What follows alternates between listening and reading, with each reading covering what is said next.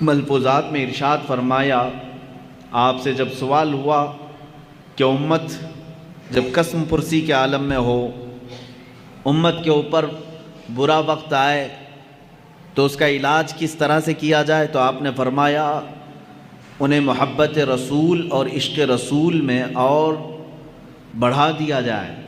پوچھا گیا یہ کیسے ممکن ہے؟ محبت رسول اور عشق رسول کوئی ایسا تیل ہے کہ جو ڈال دیں تو آدمی اس سے بڑھ جائے، اس کی محبت میں اضافہ ہو جائے؟ آپ نے فرمایا دو چیزوں سے اس کے دل میں محبت رسول بڑھ جاتی ہے۔ پہلی چیز یہ ہے کہ وہ درود مبارکہ کی کثرت کرے، دوسری چیز یہ ہے کہ وہ سیرت مصطفیٰ کو زیادہ سے زیادہ پڑھے یا سنے۔ ان دو چیزوں سے وہ اللہ کے حبیب صلی اللہ تعالیٰ علیہ وسلم سے قریب ہو جائے گا، اور امت پر آئی ہوئی بلائیں اور آفات اور یہ قسم پرسی کے جو ایام ہیں یہ ختم ہو جائیں گے۔ یہ دنیاوی فائدہ ہوا۔ آخرت کا فائدہ یہ ہے، اللہ کے حبیب صلی اللہ تعالیٰ علیہ وسلم کی حدیث ہے صاف، اس سے معلوم ہوتا ہے۔ حضور اکرم صلی اللہ علیہ وسلم نے فرمایا المرء مع من احب، آدمی قیامت کے دن اسی کے ساتھ اٹھایا جائے گا جس کے ساتھ دنیا میں وہ سب سے زیادہ محبت کرتا تھا۔ تم جس سے محبت کرتے تھے اسی کے ساتھ قیامت میں اٹھائے جاؤ گے۔ اور اس حدیث پاک کے بعد حضرت انس رضی اللہ تعالیٰ عنہ فرماتے ہیں فخر کرنے لگا میں اپنی زندگی پر، اس لیے کہ میں رسول پاک صلی اللہ علیہ وسلم سے دنیا میں سب سے زیادہ محبت کرتا ہوں، اور اللہ کے حبیب کے فرمان کے مطابق کل قیامت کے دن میں اپنے مصطفیٰ کے ساتھ اٹھایا جاؤں گا۔ میرے عزیزو، یہ ہے سیرت مصطفیٰ کی محفلوں کا فائدہ۔ آپ اللہ کے رسول سے قریب ہوں گے، محبت میں اضافہ ہوگا، اور قیامت کے دن بھی حشر کس کے ساتھ ہوگا؟ مصطفیٰ کریم صلی اللہ تعالیٰ علیہ وسلم کے ساتھ ہوگا۔ آج سے ہم مسلسل اعلان کے مطابق محافل رکھیں گے انشاءاللہ العزیز، جس میں مختلف عنوانات پر حضور پاک صلی اللہ تعالیٰ علیہ وسلم کی سیرت طیبہ پر گفتگو کرنے کی ہم سعادت حاصل کریں گے۔ آج میں سب سے پہلے اس بات کو آپ کے سامنے بتا دوں کہ آج کے عنوان کے مطابق میں نے آیت کریمہ بھی تلاوت کی ہے۔ اللہ عز و جل نے اپنے بندوں کی ہدایت کے لیے 1,24,000 یا کم و بیش انبیاء کرام علیہ السلام کو دنیا میں بھیجا۔ یہ سب کا عقیدہ ہے، نبی آئے، رسول آئے، لیکن ان 1,24,000 کم و بیش انبیاء کرام میں سب سے افضل و اعلیٰ رسول محمد صلی اللہ تعالیٰ علیہ وسلم۔ مجھے آج اسی بات پر گفتگو کرنی ہے کہ جن کے متعلق شعر کہنے والے نعت گو حضرات نے زندگی بھر مدح سرائی کی، قلم ٹوٹ گئے مگر تعریف کا حق ادا نہ ہو سکا۔ اخیر میں یہاں تک کہا لوگوں نے لا یمکن ثناء کما کان حقہ بعد از خدا بزرگ توئی قصہ مختصر۔ فارسی میں یوں کہا کہ آپ کی کما حقہ، جیسے آپ کی شان ہے ویسے تعریف تو کوئی کر ہی نہیں سکتا۔ حاصل کلام گفتگو کا یہ ہے خدا کے بعد اگر کوئی مرتبہ ہے تو اے پیارے حبیب وہ آپ کا مرتبہ ہے۔ اسی کی ترجمانی اعلیٰ حضرت فاضل بریلوی رضی اللہ تعالیٰ عنہ نے فرمائی آخری اپنے شعر میں، فرماتے ہیں لیکن رضا نے ختم سخن اس پہ کر دیا، خالق کا بندہ خلق کا آقا کہوں تجھے۔ ایک مقام ہے خالق کا بندہ خلق کا آقا کہوں تجھے، ایک ہے رب تبارک و تعالیٰ کی ذات، اور اللہ کو چھوڑنے کے بعد پھر تمام مخلوق کی ذات۔ اللہ اور مخلوق کے درمیان اگر کوئی مرتبہ ہے تو وہ میرے آقا کا مرتبہ ہے۔ اتنا نہ بڑھاؤ کہ خدا تک پہنچ جائے، اور کبھی اتنا نہ گھٹاؤ کہ وہ عام بندہ بن جائے۔ اسی لیے اعلیٰ حضرت رضی اللہ تعالیٰ عنہ فرماتے ہیں ممکن میں یہ قدرت کہاں، واجب میں یہ عبدیت کہاں۔ یعنی اگر میں یہ سمجھ لوں کہ یہ قدرت کے برابر ہے حضور پاک کی ذات، یہ بھی جائز نہیں۔ میں حضور صلی اللہ تعالیٰ علیہ وسلم کو خدا نہیں کہہ سکتا، میرا عقیدہ نہیں ہے۔ ہم تثلیث کی طرح قائل نہیں ہیں، جیسے عیسیٰ علیہ السلام کو خدا کا بیٹا کہہ گئے۔ مسلمان اپنے رسول سے بے انتہا محبت کرتا ہے لیکن خدا کا درجہ نہیں دیتا۔ اعلیٰ حضرت فرماتے ہیں ممکن میں یہ قدرت کہاں، واجب میں عبدیت کہاں؟ یعنی عام بندہ کہوں یہ بھی نہیں بنتا مجھ سے، قدرت کہوں یہ بھی نہیں بنتا، حیران ہوں، یہ بھی ہے خطا، یہ بھی نہیں، وہ بھی نہیں، عام بندہ بھی نہیں اور قدرت بھی نہیں۔ حق یہ کہ ہیں عبد الہ۔ اعلیٰ حضرت رضی اللہ تعالیٰ عنہ نے اس کے جواب میں ارشاد فرمایا، یعنی یہ قدرت بھی نہیں ہے اور ایک عام عبد بھی نہیں ہے، اب ہے کیا؟ اس کو ایک دوسرے شعر سے میں کہتا ہوں، میں مانتا ہوں اے عقل والو میرا محمد خدا نہیں ہے، میں مانتا ہوں اے عقل والو میرا محمد خدا نہیں ہے، مگر دلوں میں یہ نقش کر لو کہ وہ خدا سے جدا نہیں ہے۔ یہ ہے مقام مصطفیٰ صلی اللہ تعالیٰ علیہ وسلم۔ ہاں، ان کی طرح نہ بنو جو کہتے ہیں وہ عام بشر ہیں، اور نہ ان کی طرح بنو کہ حضور کو وہ یہ کہتے ہیں کہ جیسے مدینے میں خدا ہو کر اتر پڑا۔ ہم نہ غلو کرنے والوں میں سے ہیں اور نہ گستاخی کر کے نیچا دکھانے والوں میں سے ہیں۔ ہمارا عقیدہ اہل سنت کا یہ ہے، اللہ رب العزت کی ساری مخلوق میں اگر سب سے افضل کوئی انسان ہے وہ محمد رسول اللہ صلی اللہ علیہ وسلم۔ افضلیت مصطفیٰ صلی اللہ تعالیٰ علیہ وسلم پر ایک نہیں دو نہیں بے شمار دلیلیں موجود ہیں، قرآن کی بھی حدیث کی بھی۔ قرآن کہتا ہے تِلْكَ الرُّسُلُ فَضَّلْنَا بَعْضَهُمْ عَلَى بَعْضٍ، یہ وہ رسول ہیں جن میں سے ہم نے بعض کو بعض پر فضیلت دی ہے۔ رسولوں میں بعض کو بعض پر فضیلت دی گئی ہے یا نہیں ہے؟ اللہ تعالیٰ نے چند نبیوں کا ذکر اس میں فرما دیا، جیسے اللہ تعالیٰ فرماتا ہے موسیٰ علیہ السلام سے اللہ نے بات فرمایا، ان کو کلام کرنے کا معجزہ دیا، وَكَلَّمَ اللَّهُ مُوسَىٰ تَكْلِيمًا، اللہ نے موسیٰ سے کلام کیا۔ عیسیٰ علیہ السلام کے متعلق فرمایا وہ روح القدس کے ذریعے سے ان کی مدد کی۔ عیسیٰ علیہ السلام کو اللہ تعالیٰ نے بعض نبیوں پر مقام بلند فرمایا۔ ابراہیم علیہ السلام کے متعلق قرآن کہتا ہے وَاتَّخَذَ اللَّهُ إِبْرَاهِيمَ خَلِيلًا، اللہ نے ابراہیم کو خلیل بنایا۔ خلیل کس کو کہتے ہیں؟ دوست کو۔ خلیل کس کو کہتے ہیں؟ دوست کو کہتے ہیں۔ اسی طرح بعض انبیاء کرام علیہ السلام کے متعلق قرآن میں آیا ہے، اور ہم جب انبیاء کے نام لیتے ہیں تو دیکھیں میں آپ کو گناتا ہوں، سیدنا آدم صفی اللہ کہتے ہیں، اللہ کے وہ صفی ہیں۔ سیدنا نوح نجی اللہ کہتے ہیں، اللہ کے وہ نجی ہیں۔ حضرت ابراہیم علیہ السلام کے نام کے ساتھ سیدنا ابراہیم خلیل اللہ، سیدنا اسماعیل ذبیح اللہ، سیدنا موسیٰ کلیم اللہ، سیدنا داؤد خلیفۃ اللہ، سیدنا عیسیٰ روح اللہ۔ اللہ کے یہ کچھ نہ کچھ ہیں، کوئی اللہ کا صفی ہے، کوئی اللہ کا نجی ہے، کوئی اللہ کا خلیل ہے، کوئی اللہ کا ذبیح ہے، کوئی اللہ کا صدیق ہے، کوئی اللہ کا خلیل ہے، کوئی اللہ کا روح ہے۔ لیکن جب میرے آقا صلی اللہ تعالیٰ علیہ وسلم کے لیے اللہ نے فرمایا تو کیا فرمایا؟ محمد صلی اللہ تعالیٰ علیہ وسلم حبیب اللہ۔ یہ کیا ہے؟ اللہ کے حبیب۔ ایک ورڈ ایسا ہے حبیب کا جو کسی دوسرے نبی کے لیے نہیں آیا۔ حبیب کسے کہتے ہیں؟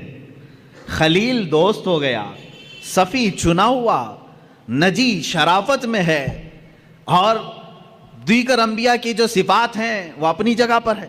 حبیب کہتے ہیں محبت کا وہ درجہ جس کو اعلیٰ حضرت رحمۃ اللہ تعالیٰ علیہ نے اپنے شعر میں یوں فرمایا، میں تو مالک ہی کہوں گا کہ ہو مالک کے حبیب، میں تو مالک ہی کہوں گا آپ کو یا رسول اللہ، میں تو آپ کو مالک ہی کہوں گا کہ ہو آپ مالک کے حبیب۔ کیونکہ جو حبیب ہوتا ہے اور جو محب ہوتا ہے دونوں کے درمیان کیا معاملہ ہوتا ہے؟ مثال کے طور پر میں اگر کسی سے محبت کر رہا ہوں تو محبت کا تقاضا یہ ہے کہ یہ میرا موبائل ہے، یہ میرا ہے، لیکن جب میرا حبیب سامنے ہوگا تب میں یہ نہیں کہوں گا یہ میرا ہے۔ یہاں میرا تیرا نہیں ہوتا، جو میرا ہے وہ اس کا ہے، جو اس کا ہے وہ میرا ہے۔ حبیب میں یہ نسبت ہوتی ہے، خلیل میں نہیں۔ صدیق میں نہیں، حبیب میں یہ نسبت ہوتی ہے، جو میرا ہے وہ میرے حبیب کا ہے، اور جو حبیب کا ہے وہ میرا ہے۔ اب اعلیٰ حضرت کا شعر پڑھو تو سمجھ میں بھی آئے اور مزہ بھی آئے۔ فرماتے ہیں میں تو مالک ہی کہوں گا یا رسول اللہ، کہ ہو آپ مالک کے حبیب، یعنی محبوب و محب میں نہیں میرا تیرا، محبوب و محب میں نہیں میرا تیرا، اس میں میرا تیرا نہیں ہوتا۔ تو جہاں حبیب کی بات آتی ہے وہاں میرا اور تیرا نہیں ہوتا۔ عزیزان گرامی وقار، حضور پاک صلی اللہ تعالیٰ علیہ وسلم کی افضلیت اس سے ہے کہ آپ کو صرف مخلوق میں یعنی عام انسانوں میں افضل اللہ نے نہیں بنایا، بلکہ انبیاء کرام علیہ السلام میں بھی افضل بنایا۔ اتنا ہی نہیں بلکہ رسول اعظام اور فرشتگان جو اللہ کے مقرب فرشتے ہیں ان سے بھی افضل بنایا۔ حضور صلی اللہ تعالیٰ علیہ وسلم کو ان سے بھی افضل بنایا۔ یہ باقی رہے مخلوقات، جنات ہوں، حیوانات ہوں، یہ تمام چیزیں اپنی جگہ پر، لیکن اللہ کے جو مقرب فرشتے ہیں، جو حاملان عرش ہیں، اللہ کے عرش کو اٹھائے ہوئے ہیں، جو نبیوں تک پیغام لانے والے ہیں، جو پورے کائنات کے لیے آسمان سے بارشیں برسانے اور پانی پہنچانے کا نظام سنبھالتے، ان تمام ملائکہ سے اللہ تعالیٰ نے اپنے نبی کو مکرم بنایا، معظم پیدا فرمایا، افضل بنایا ہے۔ اس کی کئی دلیلیں اور کئی مثالیں میں آپ کو بتا دوں۔ حضور پاک صلی اللہ تعالیٰ علیہ وسلم کی افضلیت دیکھیں، اعلیٰ حضرت رحمۃ اللہ تعالیٰ علیہ کے اشعار یہاں پر ہمیں بار بار یاد آتے ہیں۔ وہ جہنم میں گیا جو ان سے مستغنی ہوا۔ مستغنی کہتے ہیں جو یہ کہے نہیں مجھے رسول کی کوئی ضرورت نہیں، مستغنی کہتے ہیں اس کو، کہتے ہیں جو یہ کہے بے نیاز ہوں میں۔ وہ جہنم میں گیا جو ان سے مستغنی ہوا، ہے خلیل اللہ کو حاجت رسول اللہ کی۔ انبیاء کرام علیہ السلام کو رسول اللہ کی حاجت رہی ہے۔ کیسے؟ اب شروع سے چلتا ہوں میں۔ سب سے پہلے انسان، سب سے پہلے نبی، سب سے پہلے رسول آدم علیہ الصلاۃ والتسلیم ہے۔ جب آدم علیہ الصلاۃ والتسلیم کی پیدائش ہوئی، ولادت ہوئی، تو جانتے ہیں آپ ولادت کے احوال اور قوائف پڑھیں تو تفاسیر میں یہ بات ملتی ہے کہ زمین سے مختلف علاقوں کی مٹی لائی گئی، فرشتوں نے لا کر کے گوندھا، جنت کے پانی سے اسے گوندھا گیا، اور اس کے بعد ایک شکل بنائی گئی۔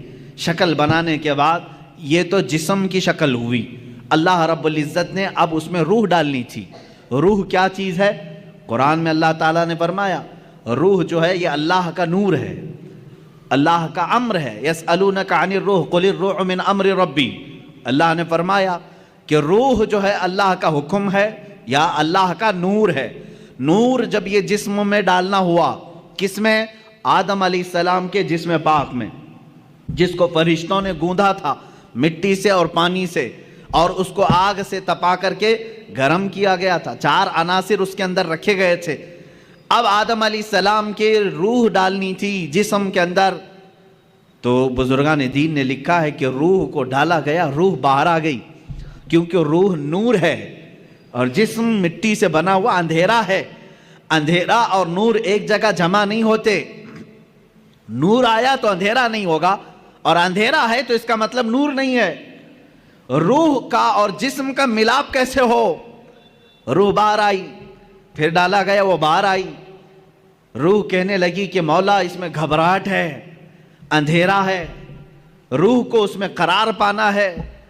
بزرگان دین ائمہ تفاسیر نے لکھا ہے کہ اللہ تعالیٰ نے روح کو اس کے اندر قرار رکھنے کے لیے آدم علیہ السلام کی پیشانی میں نور محمدی کو رکھا، مصطفیٰ کریم صلی اللہ تعالیٰ علیہ وسلم کے نور پاک کو رکھا، اور پھر روح کو ڈالا گیا۔ آدم علیہ السلام کے جسم پاک میں روح آئی، آپ کو پہلی مرتبہ ایک چھینک آئی، اور آپ نے الحمدللہ کہا، یہاں سے ہے انسان کے سانس لینے کی ابتدا۔ میرے عزیزو، کائنات پہ سب سے پہلا انسان جو روح والا بنا اور سانس لینے کے قابل بنا، تو میں یہ کہتا ہوں کہ وہ نور محمدی کے صدقے میں سانس لیا، سانس لیا ہے۔ کس کی بدولت؟ نور محمدی کے بدولت۔ مصطفیٰ کریم صلی اللہ تعالیٰ علیہ وسلم کا نور پاک آدم علیہ السلام کی پیشانی میں رکھا گیا۔ اب یہ نور جو ہے منتقل ہوتے ہوئے میرے آقا صلی اللہ علیہ وسلم کے والد ماجد تک آیا ہے۔ انشاءاللہ العزیز جب موقع آئے میلاد پاک کا، میں اس نور کے منتقل ہونے کی کیفیت کو بھی عرض کروں گا۔ آدم علیہ الصلوۃ والتسلیم کی بیداری کس کی بدولت؟ نور محمدی کی بدولت۔ جب آپ بیدار ہوئے، اتنا ہی نہیں، جلوہ محمدی کو کہاں کہاں دیکھو، جہاں دیکھا وہاں پایا۔ آدم علیہ السلام جب بیدار ہوئے، فرشتوں کو حکم ہوا کہ انہیں سجدہ کرو، فرشتے سجدہ کیے، ابلیس انکار کیا، مردود ہوا، اور اس کے بعد آدم علیہ الصلوۃ والتسلیم کو جنت میں ٹھہرایا گیا۔ آدم علیہ السلام جنت کے ہر دروازے کو دیکھتے، ہر دیوار کو دیکھتے، فرماتے ہیں ہر دروازے پر، ہر دیوار پر لکھا ہوا تھا لا الہ الا اللہ احمد رسول اللہ۔ آسمانوں میں میرے نبی کا نام کیا ہے؟ احمد ہے، زمینوں میں میرے آقا کا نام محمد ہے۔ عزیزان گرامی، آدم علیہ السلام نے جگہ جگہ پر کیا نام دیکھا؟ حضور پاک صلی اللہ علیہ وسلم کا نام رب ذوالجلال کے نام کے ساتھ۔ آپ سنیے، یہ خیال آپ کے دل میں تھا، سوال بھی کیا آپ نے مولا سے، اے رب ذوالجلال، تیرے نام کے ساتھ یہ ایک دوسرا نام کس کا ہے؟ اللہ رب العزت نے فرمایا وہ میرے حبیب کا نام ہے۔ وہ کہاں رہتا ہے؟ اللہ نے فرمایا وہ تو تیری ہی نسل میں بآخری زمانے میں پیدا ہوگا۔ یہ بات آئی گئی۔ آدم علیہ الصلوۃ والتسلیم کو اللہ تعالیٰ نے جنت میں ٹھہرانے کے بعد حکم فرمایا تھا، آپ کے جسم پاک سے حوا کو پیدا کیا گیا، اور اس کے بعد حکم ہوا کہ تم دونوں جنت میں ٹھہری رہو، لیکن ایک درخت تھا جنت میں جس کے قریب جانے سے اللہ نے منع فرمایا تھا، لا تقربا هذه الشجرہ، اس درخت کے قریب مت جانا۔ اللہ بہتر جانتا ہے وہ کیا حکمت تھی۔ اس درخت کے متعلق بڑے الگ الگ اقوال ہیں، وہ کون سا درخت تھا، کس پھل کا درخت تھا، لیکن بس اتنا تھا کہ اللہ نے وہاں جانے سے منع کیا تھا۔ ابلیس جو کہ شیطان ہو چکا تھا، اللہ نے اسے راندہ بارگاہ کر چکا تھا اور مردود بنا دیا تھا۔ ابلیس کا کام یہ تھا کہ وہ چیلنج کر دیا تھا اپنے رب تعالیٰ سے کہ میں اب آدم اور اس کی پوری اولاد کو گمراہ کرتا رہوں گا۔ اللہ تعالیٰ نے فرمایا کہ تجھے قیامت تک کا موقع ہے، جتنے لوگوں کو گمراہ کر سکتا ہے کر۔ ابلیس وہیں سے ابتدا کرتا ہے، آدم علیہ السلام سے ہی وسوسے ڈالنا شروع کیا۔ فوسوس لہما الشیطان، قرآن میں ہے ان دونوں کو وسوسہ ڈالا شیطان نے۔ کس کو؟ آدم علیہ السلام اور حضرت حوا کو، ہماری ماں کو اور ہمارے باپ کو وسوسہ ڈالا، یہ کہہ کر کے کہ تمہیں معلوم ہے اس درخت کے قریب جانے سے کیوں منع کیا ہے تمہیں اللہ نے؟ انہوں نے پوچھا کیوں؟ کہا اگر تم یہ درخت کا پھل کھا لو گے الا ان تکونا ملکین او تکونا من الخالدین، اس نے کہا کہ اگر تم یہ پھل کھا لو گے تو یا تو بڑے معزز فرشتے بن جاؤ گے یا تو ہمیشہ جنت میں ہی رہو گے، اور جو نہیں کھاتا وہ جنت سے نکل جائے گا۔ ان کو ایسا لگا کہ جنت چھوڑنا نہیں چاہیے۔ تو ہو سکتا ہے انبیاء کرام علیہ السلام کی بات ہے، میں بڑے ادب سے یہاں کہوں گا، آدم علیہ السلام اور حضرت بی بی حوا کے درمیان بات چیت ہوئی، آخر کار وہ پھل کھا لیے، قریب بھی گئے، پھل کھا بھی لیے، اور اللہ رب العزت کا عتاب ہوا۔ اللہ نے فرمایا اب اترو، تم زمین پر جاؤ۔ زمین پر اتار دیا گیا، دونوں کو الگ الگ اتارا گیا۔ حضرت آدم علیہ السلام کو اللہ تعالیٰ نے سرندیب پہاڑ پر اتارا، بی بی حوا کو جدہ میں عرب کے علاقے میں اتارا، دونوں الگ الگ زندگی گزارتے رہے، لیکن آدم علیہ الصلوۃ والتسلیم کو اس پھل کے کھانے پر افسوس رہا، روتے رہے، توبہ کرتے رہے، بار الہ تو نے منع کیا تھا میں کھا لیا، تو مجھے معاف کر۔ آدم علیہ السلام سب سے زیادہ رونے والوں میں شمار ہوتے ہیں، اتنا روئے تھے کہ تقریباً 300 سال کا عرصہ گزر گیا تھا۔ آدم علیہ الصلوۃ والتسلیم نے بے انتہا آہو بکا کی اللہ کی بارگاہ میں۔ اب مجھے جو بات عرض کرنی ہے یہ پورے واقعے میں وہ اب حاصل کلام یہ ہے، آدم علیہ الصلوۃ والتسلیم 300 سال روتے رہے، جنت میں رہے، جنت سے اترے، زمین پر آئے، 300 سال رہے، روتے رہے، اللہ کی طرف سے کوئی پیغام نہیں، توبہ قبول ہوئی نہیں ہوئی اس کے متعلق کوئی اشارہ نہیں۔ 300 سال کے بعد خود اللہ قرآن میں فرماتا ہے ہم نے آدم کے دل میں ایک بات ڈال دی۔ وہ بات کیا تھی؟ فَتَلَقَّى آدَمُ مِن رَبِّهِ كَلِمَاتٍ، اللہ نے آدم علیہ السلام نے اپنے رب سے کچھ کلمات سیکھ لیے۔ وہ کلمات کیا تھے؟ آدم علیہ الصلوۃ والتسلیم 300 سال پہلے کی بات یاد کرنے لگے، جب اللہ نے میرے جسم میں روح ڈالی اور روح سے میں بیدار ہوا، جنت کی ہر کھڑکی ہر دروازے پر میں نے ایک نام دیکھا تھا میرے خدا کے نام کے ساتھ۔ یہ بات یاد آئی، وہی کلمہ یاد آیا، وہی کلمہ یاد آیا جو جنت کی ہر در و دیوار پر لکھا ہوا تھا۔ تب آپ نے عرض کیا، اے مولا، جس کا نام تو نے اپنے نام پاک کے ساتھ لکھا ہے، اگر وہ تیرا محبوب ہے تو اس کی بدولت میری توبہ کو قبول فرما لے۔ اللہ رب العزت نے فوراً جبرائیل امین کو بھیجا اور فرمایا فتاب علیہ، اللہ نے تمہاری توبہ قبول کر لی۔ اللہ توبہ کے قبول ہونے میں اتنی سرعت، اتنی جلدی، اتنی تیزی اگر کسی نام کی وجہ سے ہے تو محمد عربی صلی اللہ علیہ وسلم کی۔ قرآن نے یہی کہا ہے، اگر اے مومنو اگر تم اپنی جانوں پر ظلم کر لو، گناہ ہو جائے تو کہاں آؤ؟ قرآن میں ہے مسجد میں آؤ نہیں، کعبے میں آؤ نہیں، اے مومنو تم میرے رسول کے پاس آؤ۔ جاؤکا، اے رسول یہ تمہارے پاس آ جائیں، اور اگر آپ ان کے لیے سفارش کر دیں تو اللہ ان کی توبہ قبول کرے گا۔ اب اندازہ کریں، آدم علیہ الصلوۃ والتسلیم کی توبہ قبول ہوئی، برکت کس کی تھی؟ محمد عربی صلی اللہ علیہ وسلم کی۔ مصطفیٰ کریم صلی اللہ تعالیٰ علیہ وسلم کا نام پاک آپ نے لیا اور دعا قبول ہوئی۔ اب سنیے ایک اور مزے کی بات، بعض روایات میں یہ بات ملتی ہے کہ آدم علیہ السلام خوش ہوئے، جبرائیل آئے جنت سے پیغام لے کر، اللہ تعالیٰ نے آپ کی توبہ قبول فرمائی۔ آدم علیہ السلام نے کہا وہ نام اتنی برکت والا، وہ نام اتنی عظمت والا، وہ نام اللہ رب العزت کی بارگاہ میں اتنے مقام و مرتبے والا، اے مولا اس نام پاک کی ذات اور اس کی ہستی کا ایک بار مجھے بھی تو دیدار کرا دے، ایک بار مجھے دیدار کرا دے۔ جو لوگ یہ کہیں کہ حضور پاک صلی اللہ علیہ وسلم کو 40 سال کے بعد نبوت ملی تھی، وہ یہ بات سنیں، ابھی دنیا وجود میں ہی نہیں آئی، کوئی بچے نہیں ہوئے آدم علیہ السلام کے، تب آدم علیہ السلام عرض کر رہے مولا اس شکل محمدی کو میں دیکھنا چاہتا ہوں جس کی بدولت میری دعا قبول ہوئی۔ اللہ تبارک و تعالیٰ نے آدم علیہ السلام سے فرمایا کہ تم اپنے دونوں انگوٹھوں کے ناخنوں میں دیکھو۔ یہ بیان کیا ہے کہ دونوں انگوٹھوں کے ناخنوں میں آپ نے دیکھا حضور پاک صلی اللہ تعالیٰ علیہ وسلم کا نور پاک ان کے انگوٹھوں میں رکھا گیا۔ آدم علیہ السلام نے بڑھ کر کے اس کو چوما اور اپنی آنکھوں سے لگا لیا۔ یہ ہمارا بھی آج طریقہ ہے۔ ظاہر سی بات ہے اصلی اولاد وہی ہے جو اپنے باپ کے طریقے پہ چلتی ہے۔ محمد صلی اللہ تعالیٰ علیہ وسلم، ہم کس کے طریقے پر چل رہے ہیں؟ باپ کے طریقے پر چل رہے ہیں۔ جو باپ کا نہ ہو اسے تکلیف ہو۔ ہم آدم علیہ السلام کی آل میں ہیں، اولاد میں ہیں، ہم اپنے باپ کے طریقے پر چل رہے ہیں۔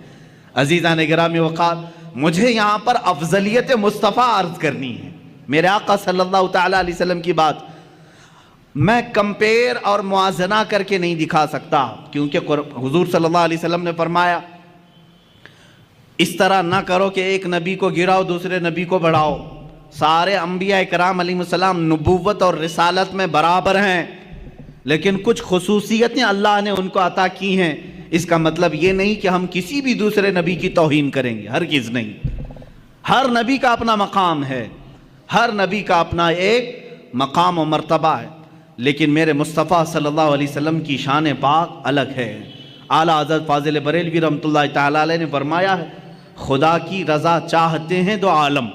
ساری دنیا کس کی رضا چاہتی ہے؟ آپ کیا کہتے ہو، کیا چاہتے ہو؟ اللہ ہم سے راضی ہو جائے۔ کون نہیں کہتا؟ انبیاء کہہ رہے ہیں اللہ راضی ہو جائے، اولیاء کہہ رہے ہیں اللہ راضی ہو جائے، جنات کہہ رہے ہیں اللہ راضی ہو جائے، فرشتے کہہ رہے ہیں اللہ راضی ہو جائے، حتیٰ کہ نباتات، حیوانات سارے یہ کہتے ہیں اللہ راضی ہو جائے۔ خدا کی رضا چاہتے ہیں دو عالم، خدا چاہتا ہے رضائے محمد۔ یہ ہے میرے آقا کا مقام، خدا چاہتا ہے رضائے محمد۔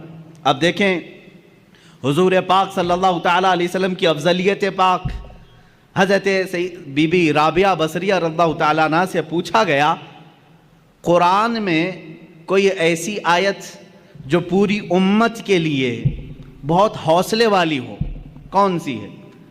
بعض لوگ یہ کہتے ہیں اللہ نے فرمایا لا تقنطوا من رحمت اللہ، تم اللہ کی رحمت سے نا امید مت ہو، فَإِنَّهُ يَغْفِرُ الذُّنُوبَ جَمِيعًا إِنَّ اللَّهَ يَغْفِرُ الذُّنُوبَ جَمِيعًا، اللہ بے شک سارے گناہوں کو معاف کرے گا۔ آیت ہے کہ نہیں حوصلہ دلانے والی؟ اللہ نے فرمایا اے لوگو اللہ کی رحمت سے نا امید مایوس نہ ہو، اللہ سارے گناہوں کو معاف کرے گا۔ بعض لوگ یہی کہتے ہیں یہ آیت ہے حوصلہ دلانے والی، بہت حوصلہ ہے، لیکن حضرت رابعہ بصریہ فرماتی ہیں نہیں، میں سمجھتی ہوں ایک دوسری آیت ہے۔ پوچھا گیا وہ کون سی ہے؟ کہا سورہ والضحیٰ میں ہے، اللہ تعالیٰ نے فرمایا وَلَسَوْفَ يُعْطِيكَ رَبُّكَ فَتَرْضَىٰ، اے رسول ان قریب آپ کو آپ کا رب اتنا دے گا کہ آپ راضی ہو جائیں گے۔ کہا اس میں امت کی کیا بھلائی ہے؟ سوال کیا تھا؟ امت کے لیے، تمام انسانوں کے لیے حوصلے والی کوئی آیت ہے، بخشش والی کوئی آیت ہے؟ تو وہ بعض علماء نے کہا لا تقنطوا من رحمت اللہ، یہ آیت ہے رحمت کی، اللہ کی رحمت سے مایوس نہ ہو، اللہ سب گناہ معاف کرے گا۔ اس سے تو سمجھ میں آ رہا ہے کہ لوگوں کے گناہ معاف ہوں گے، لیکن رابعہ بصریہ فرما رہی ہیں نہیں، آیت یہ ہے رسول کو اللہ فرما رہا ہے اے رسول آپ کو اللہ اتنا دے دے گا کہ ان قریب آپ کو اتنا دے گا کہ آپ راضی ہو جائیں گے۔ تو اس میں تو رسول کی رضا کی بات ہے، یہاں تمام انسانوں کا کیا بھلا ہے؟ حضرت رابعہ بصریہ فرماتی ہیں اس لیے کہ ہمیں معلوم ہے رسول اس وقت تک راضی نہیں ہوں گے جب تک سب کی بخشش نہ ہو جائے، جب تک سارے ایمان والوں کی بخشش نہ ہو جائے تب تک رسول راضی نہ ہوں گے۔ یہ سب سے بڑی آیت رحمت ہے کہ رسول کی رضا جب تک نہ ہوگی اللہ دیتا رہے گا، دیتا رہے گا۔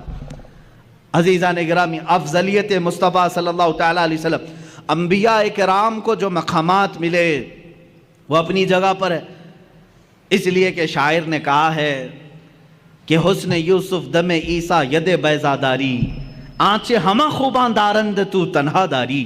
یا رسول اللہ صلی اللہ علیہ وسلم، یوسف کا حسن بھی آپ کے اندر ہے، عیسیٰ علیہ السلام کی قوت و طاقت جو آپ مردوں کو زندہ کرتے تھے آقا آپ کے اندر وہ بھی جمال ہے۔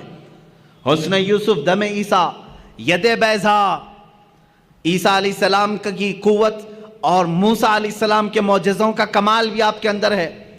آنچے ہما خوباں دارند، یہ سارے نبی جتنے معجزے رکھتے تھے یا رسول اللہ تو تنہا داری، آپ کے اکیلے کے اندر وہ سب موجود ہیں، وہ ساری چیزیں اللہ نے آپ کو انعام میں عطا کی۔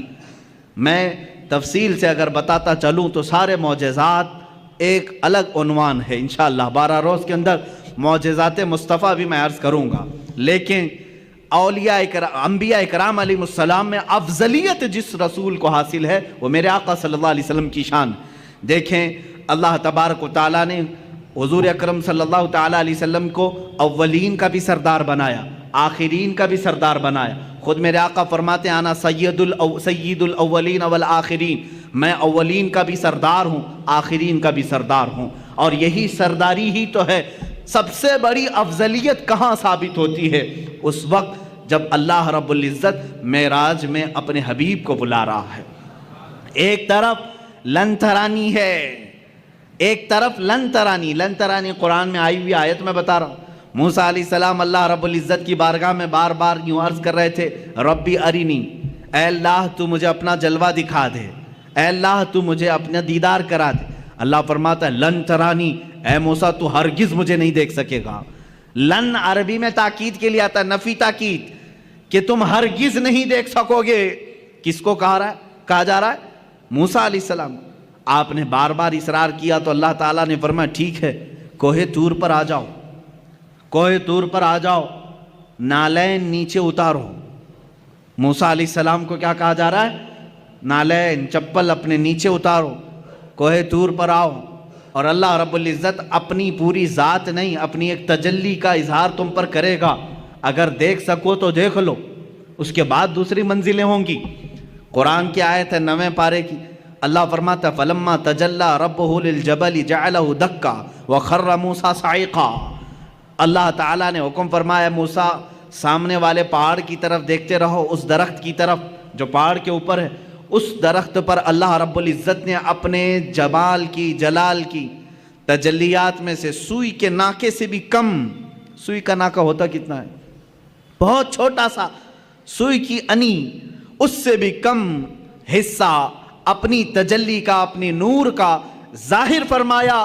قرآن کہتا ہے جعلہ دکا، پورا پہاڑ زلزلہ میں تبدیل ہوا، زلزلے میں آ گیا، پورا پہاڑ جل گیا۔ وَخَرَّ مُوسَىٰ صَعِقًا، اور غش کھا کر کے موسیٰ علیہ السلام زمین پر گر گئے، غش کھا گئے، دیکھ نہیں سکے کس چیز کو؟ جو سوئی کے ناکے کے برابر رب ذوالجلال کی تجلی تھی۔ فَلَمَّا أَفَاقَ قَالَ سُبْحَانَكَ تُبْتُ إِلَيْكَ،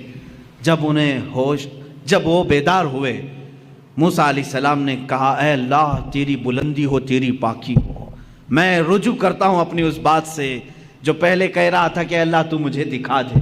پھر دوبارہ انہوں نے یہ بات نہیں کہی کہ اے اللہ تو مجھے دکھا دے، اے اللہ تو مجھے اپنا دیدار کرا دے۔ یہ تو موسیٰ علیہ الصلوۃ والتسلیم کی شان ہے، کیونکہ اللہ تعالیٰ نے فرمایا کسی بشر میں یہ طاقت نہیں کہ وہ براہ راست اپنے رب کو دیکھ سکے، کسی بشر کے اندر یہ آنکھیں دی نہیں گئیں کہ وہ براہ راست اپنے پیدا کرنے والے خالق کو دیکھ سکے۔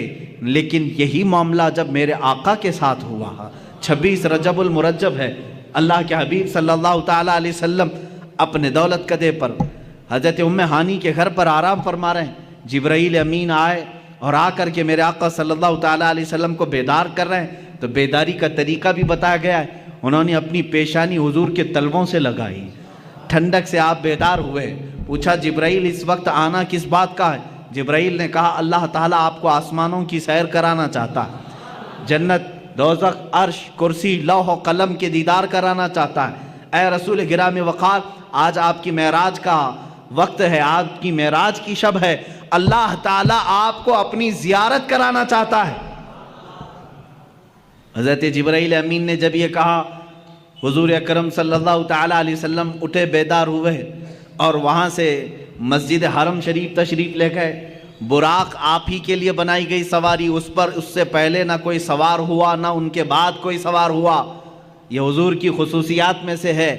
براق کی تیز رفتاری ایسی تھی جہاں تک ایک نگاہ پہنچتی ہے وہاں اس کا پہلا قدم ہوتا تھا۔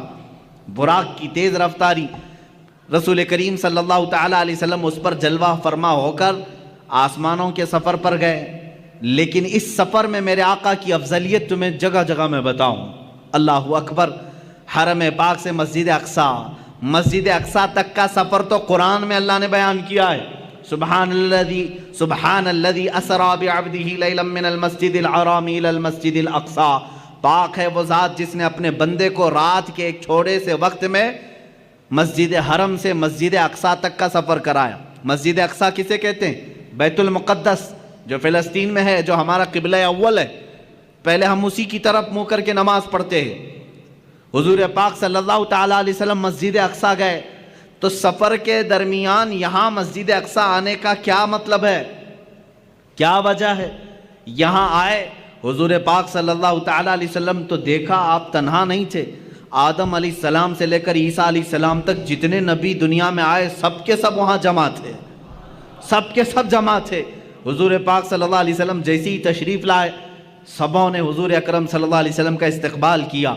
اللہ کے حبیب صلی اللہ تعالیٰ علیہ وسلم پیدا ہونے کے اعتبار سے سب سے آخری زمانے میں آئے ہیں، لیکن جب مسجد اقصی میں گزر رہے تھے تو سب سے آگے مصلی پر آپ تشریف فرما تھے، سب سے پہلے آپ مصلی پر تشریف لے گئے، آپ نے انبیاء کرام علیہ السلام کی امامت فرمائی۔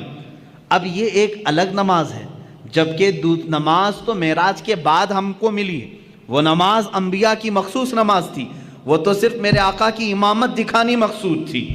اس نماز کو نہ میں جمعہ سے تشبیہ دے سکتا ہوں، نہ عید سے تشبیہ دے سکتا ہوں، اس لیے کہ نہ دنیا میں ایسی کوئی نماز ہوئی ہے نہ ہوگی جس کا امام سید الانبیاء اور مقتدی سارے رسول، سارے انبیاء۔ ایسی نماز کہاں؟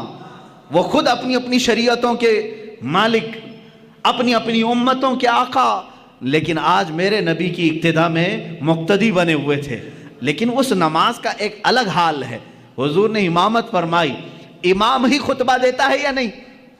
جمعہ میں جو نماز پڑھایا وہی خطبہ دے رہا ہے، عید میں جو نماز پڑھایا وہی خطبہ دے رہا ہے، لیکن اس نماز کا حال ایسا نہیں تھا۔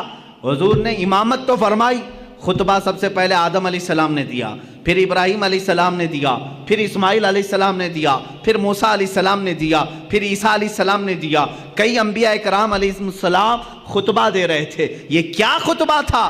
ہر نبی آتے تھے، محمد عربی صلی اللہ علیہ وسلم کی تعریف بیان کرتے تھے۔ میرے عزیزوں، پھر کہتے ہو مولود کی محفل شرک و بدعت ہے۔ ان انبیاء کرام کو کیا فتویٰ دو گے جو نبی بازو بیٹھے ہیں اور ان کی تعریف میں وہ مدح سرائی کر رہے ہوں؟ حضور پاک صلی اللہ تعالیٰ علیہ وسلم کی تعریف بیان کرنا، یہی تو مولود کی محفل ہے، یہی تو میلاد کی محفل ہے۔ میلاد کی محفل میں مجھے بتاؤ کیا گانے بجانے ہوتے ہیں؟ کیا ڈھول باجے ہوتے ہیں؟ یہاں سیرت مصطفیٰ بیان کی جا رہی ہے۔ یہی تو ہم بیان کر رہے ہیں، اللہ کے نبی سب سے اعلیٰ ہیں، سب سے افضل ہیں، سب سے اشرف ہیں، سب سے اکرم ہیں۔ حضور کی تعریف بیان کرنا، یہ تو معراج کے سفر میں انبیاء کی بھی سنت ہے۔ مسجد اقصیٰ میں سارے نبیوں نے خطبہ دیا، وہ کتنا وقت لگا ہوگا اللہ ہی بہتر جانے، اللہ ہی بہتر جانے۔ نبیوں کی طاقت و قوت اپنی جگہ پر، اس کو آپ گیس نہیں کر سکو گے۔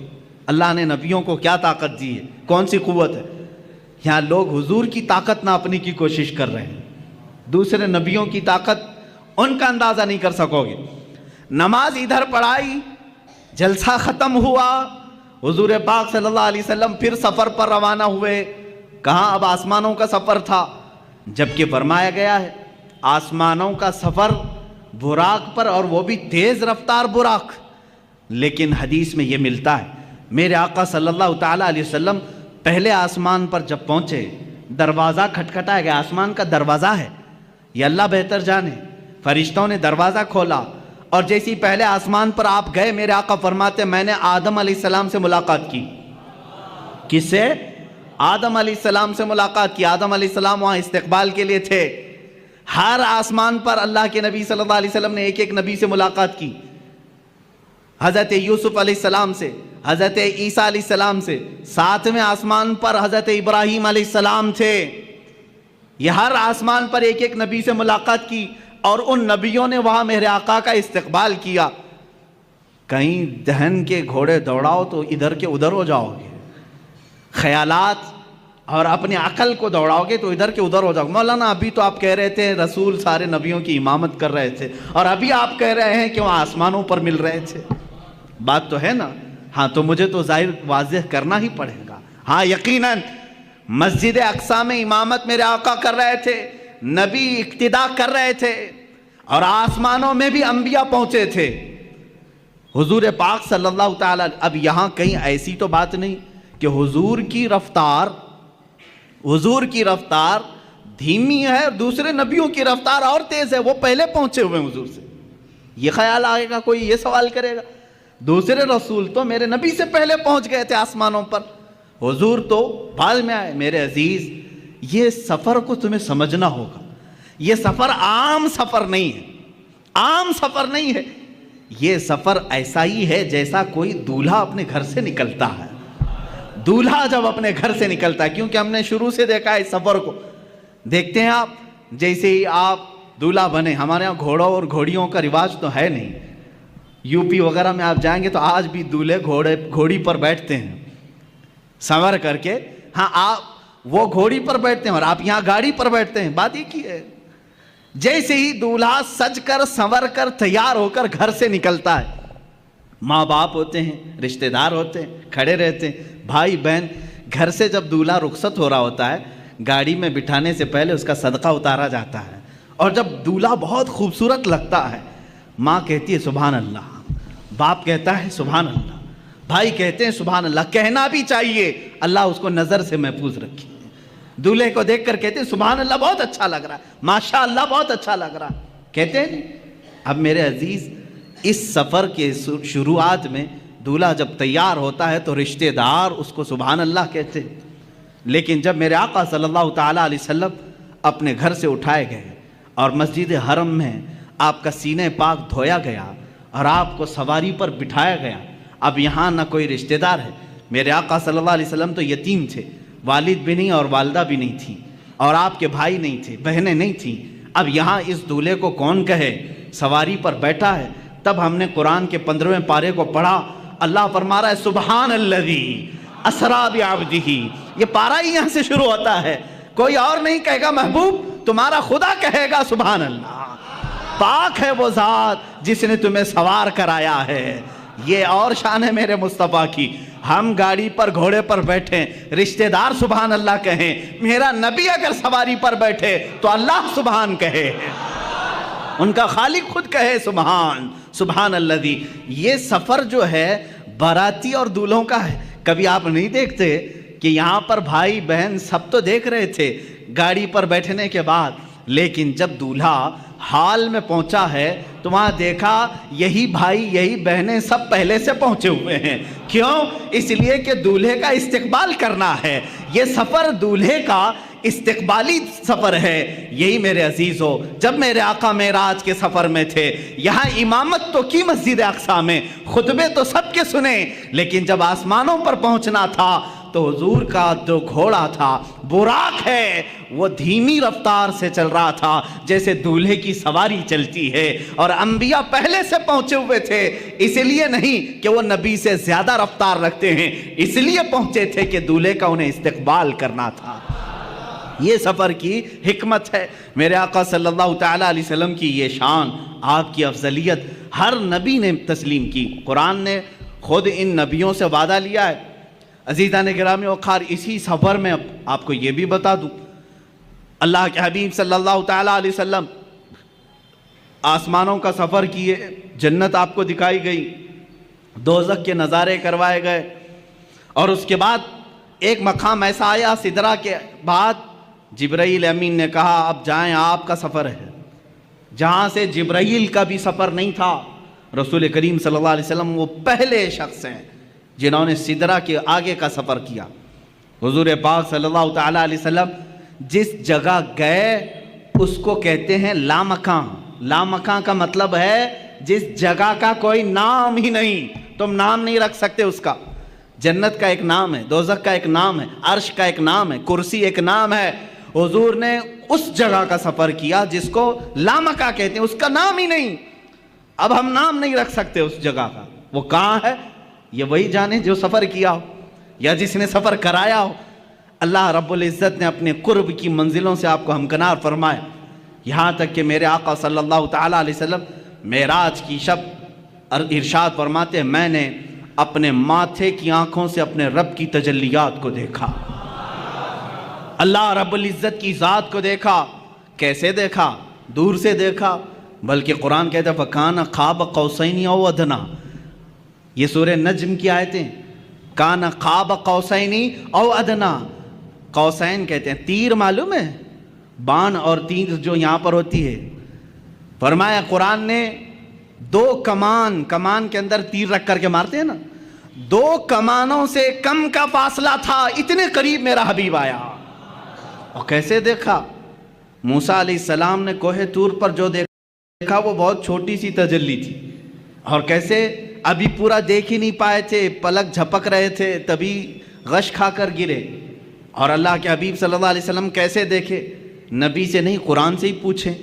سورہ نجم میں اللہ فرماتا ہے ما زاغ البصر وما طغا، ایسا دیکھا حبیب نے کہ نہ کبھی آنکھ جھپکی نہ پلٹی، اپنے رب کو دیکھتے رہے۔ لقد رأى من آیات ربہ الکبریٰ، اپنے رب کی نشانیوں کو دیکھتے رہے جیسے پوری آنکھیں کھلی رکھ کر کے کوئی دیکھتا ہے۔ کون یہ؟ کس نے دیکھا؟ یہ موسیٰ سے پوچھے کوئی۔ کس نے دیکھا؟ یہ موسیٰ سے پوچھے کوئی۔ آنکھ والوں کی ہمت پہ لاکھوں سلام۔ اسی لیے میرے اعلیٰ حضرت نے فرمایا ہے اب رسول پاک صلی اللہ تعالیٰ علیہ وسلم نے ذات خداوندی کو اپنے ماتھے کی آنکھوں سے دیکھا تھا۔ اب یہاں موسیٰ علیہ السلام کے دربار میں پھر آتا ہوں۔ موسیٰ علیہ السلام نے بہت چھوٹی تجلی دیکھی، لیکن کمال اتنی تجلی دیکھنے کے بعد بھی یہ کمال تھا کہ روایات یہ بتاتی ہیں موسیٰ علیہ السلام کی اب آنکھ میں آنکھ ڈال کر کے کوئی دیکھ نہیں سکتا تھا، اتنا جلال تھا، اتنا جلال تھا۔ اور موسیٰ علیہ السلام فرماتے ہیں رات کے اندھیرے میں 3 میل دور، 3 میل کا مطلب وہ 4.5 کلومیٹر، 4.5 کلومیٹر دور تک اگر کسی پتھر پر کوئی کالی چیونٹی چل رہی ہو، موسیٰ علیہ السلام فرماتے ہیں میں اس کو آرام سے دیکھ سکتا ہوں۔ 3 میل دور رات کے اندھیرے میں کالی چونٹی کسی کالے پتھر پر رینگ رہی ہو، موسیٰ علیہ السلام فرماتے ہیں میری آنکھیں اسے آرام سے دیکھ سکتی ہیں۔ یہ جلوہ تھا اس ہلکی سی تجلی کو دیکھنے کا، اس ہلکی سی تجلی کو دیکھنے کا، اور جس نے سراپا خدا کی ذات کو دیکھا اس کی آنکھوں کے نور کا حال کیا ہوگا۔ اسی لیے میرے اعلیٰ حضرت نے فرمایا اور کوئی غیب کیا تم سے نہاں ہو بھلا، جب نہ خدا ہی چھپا تم پہ کروڑوں درود۔ اعلیٰ حضرت رحمۃ اللہ تعالی علیہ نے فرمایا ہے یا رسول اللہ دل فرش پر ہے تیری نظر، سر عرش پر ہے تیری گزر، دل فرش پر ہے تیری نظر، ملکوت و ملک میں نہیں کوئی شے وہ جو تجھ پہ آیا نہیں۔ کون سی ایسی چیز ہے جو رسول پاک سے چھپی ہوئی ہے؟ موسیٰ علیہ السلام جب رات کے اندھیرے میں 3 میل دور دیکھ سکتے ہیں تو اے سنیوں کیا ہمارا یہ عقیدہ نہیں ہو سکتا 4000 کلومیٹر دور مدینہ طیبہ سے ہمارا آقا ہم غلاموں کو دیکھ رہا ہے، محفل پاک کو ہماری وہ ملاحظہ فرما رہے ہیں۔ عزیزان گرام وقار، رسول کریم صلی اللہ تعالیٰ علیہ وسلم کی افضلیت پاک انبیاء کرام علیہ السلام کی زندگیوں سے۔ اب پھر میں موسیٰ علیہ السلام ہی کی بات کروں۔ جب آپ سنتے ہوں گے معراج کے واقعات تو یہ بات تو ضرور سنتے ہوں گے 50 نمازیں دی گئی تھی حضور کو امت کے لیے تحفہ، لیکن کم کس نے کرایا؟ موسیٰ علیہ السلام نے۔ یہ 4تھے آسمان پر یا 5ویں آسمان پر ملتے تھے، حضور پاک صلی اللہ تعالیٰ علیہ وسلم سے ملاقات ہوئی، رب تعالیٰ کے متعلق پوچھا، کہا آپ کی امت یہ 50 نمازیں نہیں پڑھ سکے گی، کم کرائیں۔ 5 کم ہوئی، 5 کم ہوئی، 5 کم ہوئی، 9 مرتبہ میرے آقا گئے۔ کہاں پر؟ اپنے رب کی بارگاہ میں 9 مرتبہ۔ یہاں سب پہلے سے طے تھا، نمازیں بچنی 5 ہی ہیں۔ اللہ کو تو معلوم تھا، اللہ رب العزت قادر مطلق ہے، یہ 9 مرتبہ گھومنے پھرنے کا معاملہ کیا ہے؟ اوج پر جانا میرے حضور کا ہے۔ حضور پاک صلی اللہ تعالیٰ علیہ وسلم بار بار جا رہے ہیں۔ موسیٰ علیہ السلام کو جب معلوم تھا کہ یہ امت 5 سے زیادہ نہیں پڑھ سکتی تھی تو جب 50 حضور لے آئے تھے سیدھے کہہ دیتے اے رسول جائیں ڈائریکٹ 45 کم کرا کے آ جائیں۔ موسیٰ علیہ السلام نے ایک بار بھی نہیں کہا اور کم کرائیں، کتنا یہ نہیں، اور کم کرائیں، اور کم کرائیں۔ 5 بچے رہ گئے جبکہ موسیٰ علیہ السلام اب بھی کہہ رہے تھے اور کم کرائیں۔ یہ حدیث پاک میں اللہ کے نبی صلی اللہ علیہ وسلم نے آخر میں فرمایا اب مجھے حیا آتی ہے کم کرانے میں۔ حضور نے آخر میں فرمایا اب اس کی حکمت جو سیرت نگار بزرگان دین ہیں فرماتے ہیں بات در حقیقت نمازوں کے کم کرانے کی نہیں تھی۔ موسیٰ علیہ الصلوۃ والتسلیم جو کوہ طور پر جلوہ دیکھ نہ سکے تھے وہ نگاہ مصطفیٰ میں دیکھ رہے تھے، میرے آقا صلی اللہ تعالیٰ علیہ وسلم کی نگاہوں میں دیکھ رہے تھے۔ تازہ تازہ جلوہ ہے، ابھی رب کو دیکھ کر یہ بندہ آیا ہے، اللہ رب العزت کا خصوصی بندہ، اس کا حبیب، اس کا محبوب ابھی یہ جلوہ دیکھ کر آیا ہے۔ رب تبارک و تعالیٰ کے جلوے ان کی آنکھوں میں سمائے ہوئے تھے۔ موسیٰ علیہ السلام یہ کہتے ہیں کہ انہی جلووں کو ان آنکھوں سے دیکھ لو، پھر بھیجتے کہ تازہ پھر دیکھ کر کے آئیں گے، پھر میرے مولا کے جلوے ان کی آنکھوں میں دیکھنے کو ملیں گے۔ اسی لیے تو اعلیٰ حضرت نے فرمایا کس نے یہ دیکھا موسیٰ سے پوچھے کوئی، آنکھ والوں کی ہمت پہ لاکھوں سلام۔ حضور پاک صلی اللہ تعالیٰ علیہ وسلم نے بھی موسیٰ علیہ السلام کو منع نہیں کیا بلکہ بار بار جاتے رہے، اس لیے کہ اپنے رب کا دیدار بار بار ہوتا رہا۔ اللہ نے بھی یہ نہیں فرمایا ایک ہی ساتھ کم کر دیا جائے، اس لیے کہ میرا حبیب بار بار آتا رہے۔ یہ نمازوں کے کم کرانے کا سلسلہ تو تھا لیکن ایک دوسرے کی محبت کا بھی معاملہ تھا۔ موسیٰ علیہ الصلوۃ والتسلیم جو جلوہ کوہ طور پر براہ راست نہ دیکھ سکے لیکن دیکھے تو کس کے ذریعے سے دیکھے؟ میرے مصطفیٰ کی نگاہوں کے ذریعے سے دیکھا۔ اسی لیے اعلیٰ حضرت نے فرمایا وہ جہنم میں گیا جو ان سے مستغنی ہوا، ہے خلیل اللہ کو، میں کہتا ہوں ہے کلیم اللہ کو حاجت رسول اللہ کی، ہے کلیم اللہ کو حاجت رسول اللہ کی۔ ہر نبی کو رہی ہے میرے مصطفیٰ کی حاجت، ہر نبی کو رہی ہے میرے آقا صلی اللہ تعالیٰ علیہ وسلم کی حاجت، اور یہ بات آپ سنیں گے قیامت کے دن انشاءاللہ۔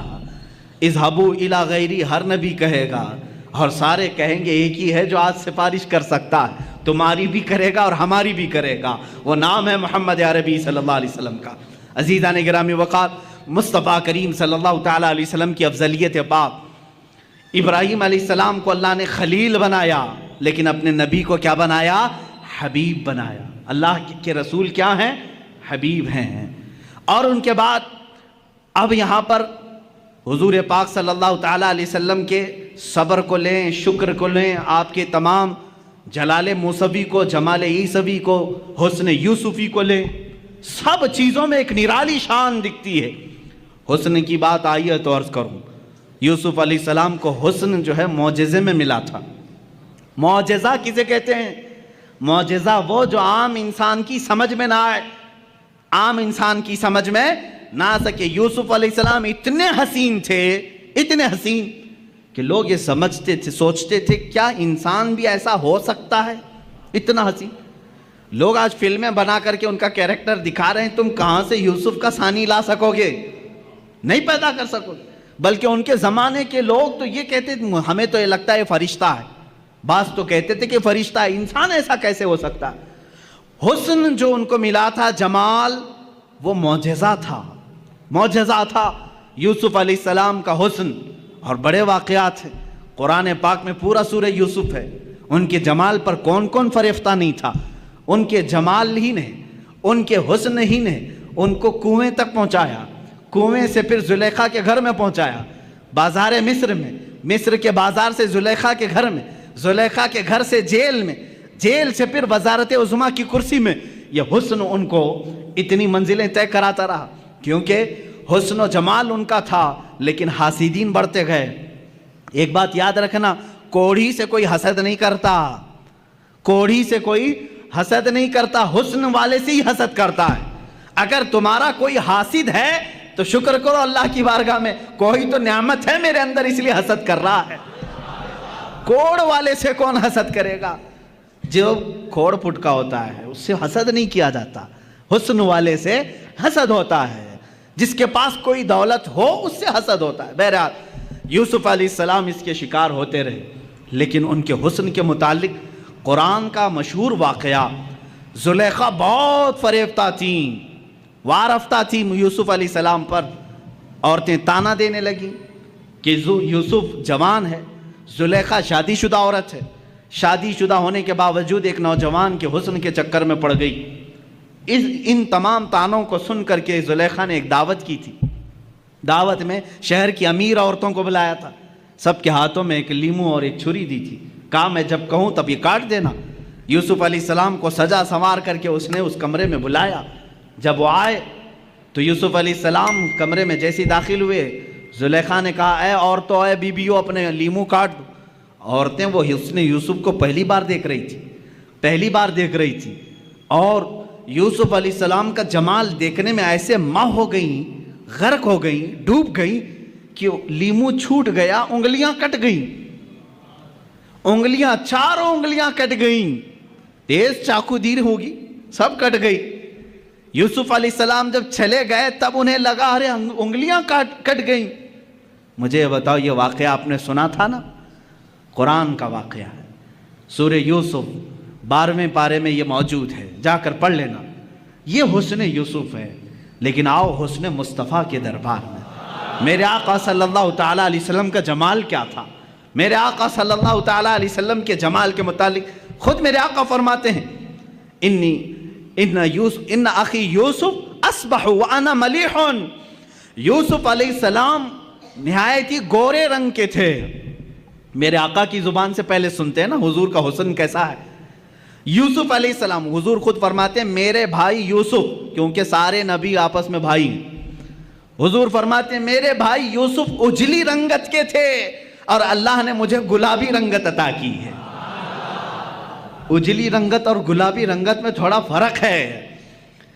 اجلی رنگت جیسے ظاہر سی بات ہے، سورج جب دوپہر کے وقت آ جائے ہر کوئی اس پر نگاہیں ٹکا کر نہیں رکھ سکتا، دیکھ نہیں سکتا، ہے تو بہت اجلا لیکن دیکھنے کی تاب سب کی نہیں ہوتی۔ لیکن وہی رات کی ٹھنڈی وقت جب چاند طلوع ہوتا ہے، چاند کی بھی روشنی سفید ہے لیکن ٹھنڈک اتنی ہے کہ اس پر نگاہیں باندھ کر دیکھی جا سکتی۔ یہ میرے آقا صلی اللہ علیہ وسلم کے حسن کا انداز تھا کہ یوسف علیہ السلام کو دیکھے کوئی تو ان کے آنکھوں کو ہو سکتا ہے ایک بار ان کا حسن خیرہ کر جائے، لیکن میرے آقا کو دیکھنے والے کی حالت یہ ہوتی کہ وہ نگاہیں بند کرنا بھول جاتا، دیکھتا ہی رہتا، دیکھتا ہی رہتا، دیکھتا ہی رہتا۔ یہاں تک کہ ام معبد کے متعلق آپ نے سنا ہوگا، مدینے کے راستے میں رہنے والی ایک خاتون، وہ ہر گزرنے والے کی ضیافت کرتی تھی، اس راستے سے جو بھی گزرتا تھا اس کو اپنے گھر سے کھانا کھلاتی تھی، دودھ پلاتی تھی۔ ام معبد، یہ مکہ سے مدینے کے بیچ میں جو راستہ ہے وہاں گھر تھا ام معبد کا۔ ہجرت کا جب موقع تھا میرے آقا کا، حضور صلی اللہ علیہ وسلم اور حضرت ابوبکر اسی راستے سے گزر رہے، رات کا وقت تھا، ام معبد کا گھر آیا۔ حضرت ابوبکر نے کہا آقا یہ بڑی مہمان نواز عورت ہے، بہت اچھی ضیافت کرتی ہے، ایک رات یہاں رک جاتے ہیں۔ اللہ کے نبی وہاں رک گئے۔ ام معبد نے دیکھا مہمان آئے، اتفاق ایسا، ام معبد کہتی ہے میری زندگی میں پہلی رات ایسی آئی تھی جب میرے گھر میں دودھ کا ایک قطرہ بھی نہیں تھا، کچھ بھی نہیں تھا، کچھ بھی نہیں تھا۔ جو بکریاں تھی وہ ان کے شوہر چرانے کے لیے لے گئے تھے، نہیں لائے، 2 دن 3 دن کے بعد آتی تھی۔ آج ایسا تھا کہ ایک بوڑھی بکری جو ہڈیاں نکالی ہوئی تھی اور پیٹ اندر جا چکا تھا، تھن سوکھ چکے تھے، وہ چوکھٹ کے پاس بندھی ہوئی تھی۔ ام معبد نے استقبال تو کیا، آ جاؤ قیام کرو، لیکن کھانے کے لیے میرے گھر میں کچھ بھی نہیں ہے۔ حضور پاک صلی اللہ تعالیٰ علیہ وسلم نے فرمایا اے ام معبد اگر تم اجازت دے دو تو یہ گھر کے باہر بندھی ہوئی بکری سے میں تھوڑا سا دودھ دوہ لوں، دودھ نکال لوں۔ ام معبد نے کہا اگر یہ دودھ دینے کے لائق ہوتی تو میرے گھر میں کیوں رہتی، دوسری بکریوں کے ساتھ چرنے کے لیے جا چکی ہوتی۔ حضور پاک صلی اللہ تعالیٰ علیہ وسلم نے فرمایا تم ہمیں اجازت دے دو، بکریوں کا دودھ نکالنا ہمارا کام ہے۔ اللہ کے حبیب صلی اللہ تعالیٰ علیہ وسلم سے اس نے کہا اگر قطرہ 2 قطرہ مل جائے تو نکال لو، اگر قطرہ 2 قطرے مل جائیں تو دوہ لو۔ مصطفیٰ کریم صلی اللہ تعالیٰ علیہ وسلم اس بکری کی پشت پر اپنا بایاں ہاتھ رکھا، سیدھا ہاتھ اس کی تھن پر رکھا۔ صدیق اکبر فرماتے ہیں میری آنکھوں میں اچانک یہ معجزہ دکھا کہ بکری صحت و تندرست ہو گئی، توانا ہو گئی، اس کے تھن دودھ سے بھر گئے۔ اللہ کے حبیب صلی اللہ تعالیٰ علیہ وسلم دودھ دوہتے رہے، نکالتے رہے، پیالے بھرتے رہے۔ ام معبد کے گھر میں جتنے پیالے تھے سب دودھ سے بھر گئے۔ اور اس دن ام معبد کہتی ہے میری ساری بکریاں مل کر جو دودھ نہیں دیتی تھی، میری کمزور بوڑھی بکری نے اتنا دودھ ایک رات میں دیا تھا۔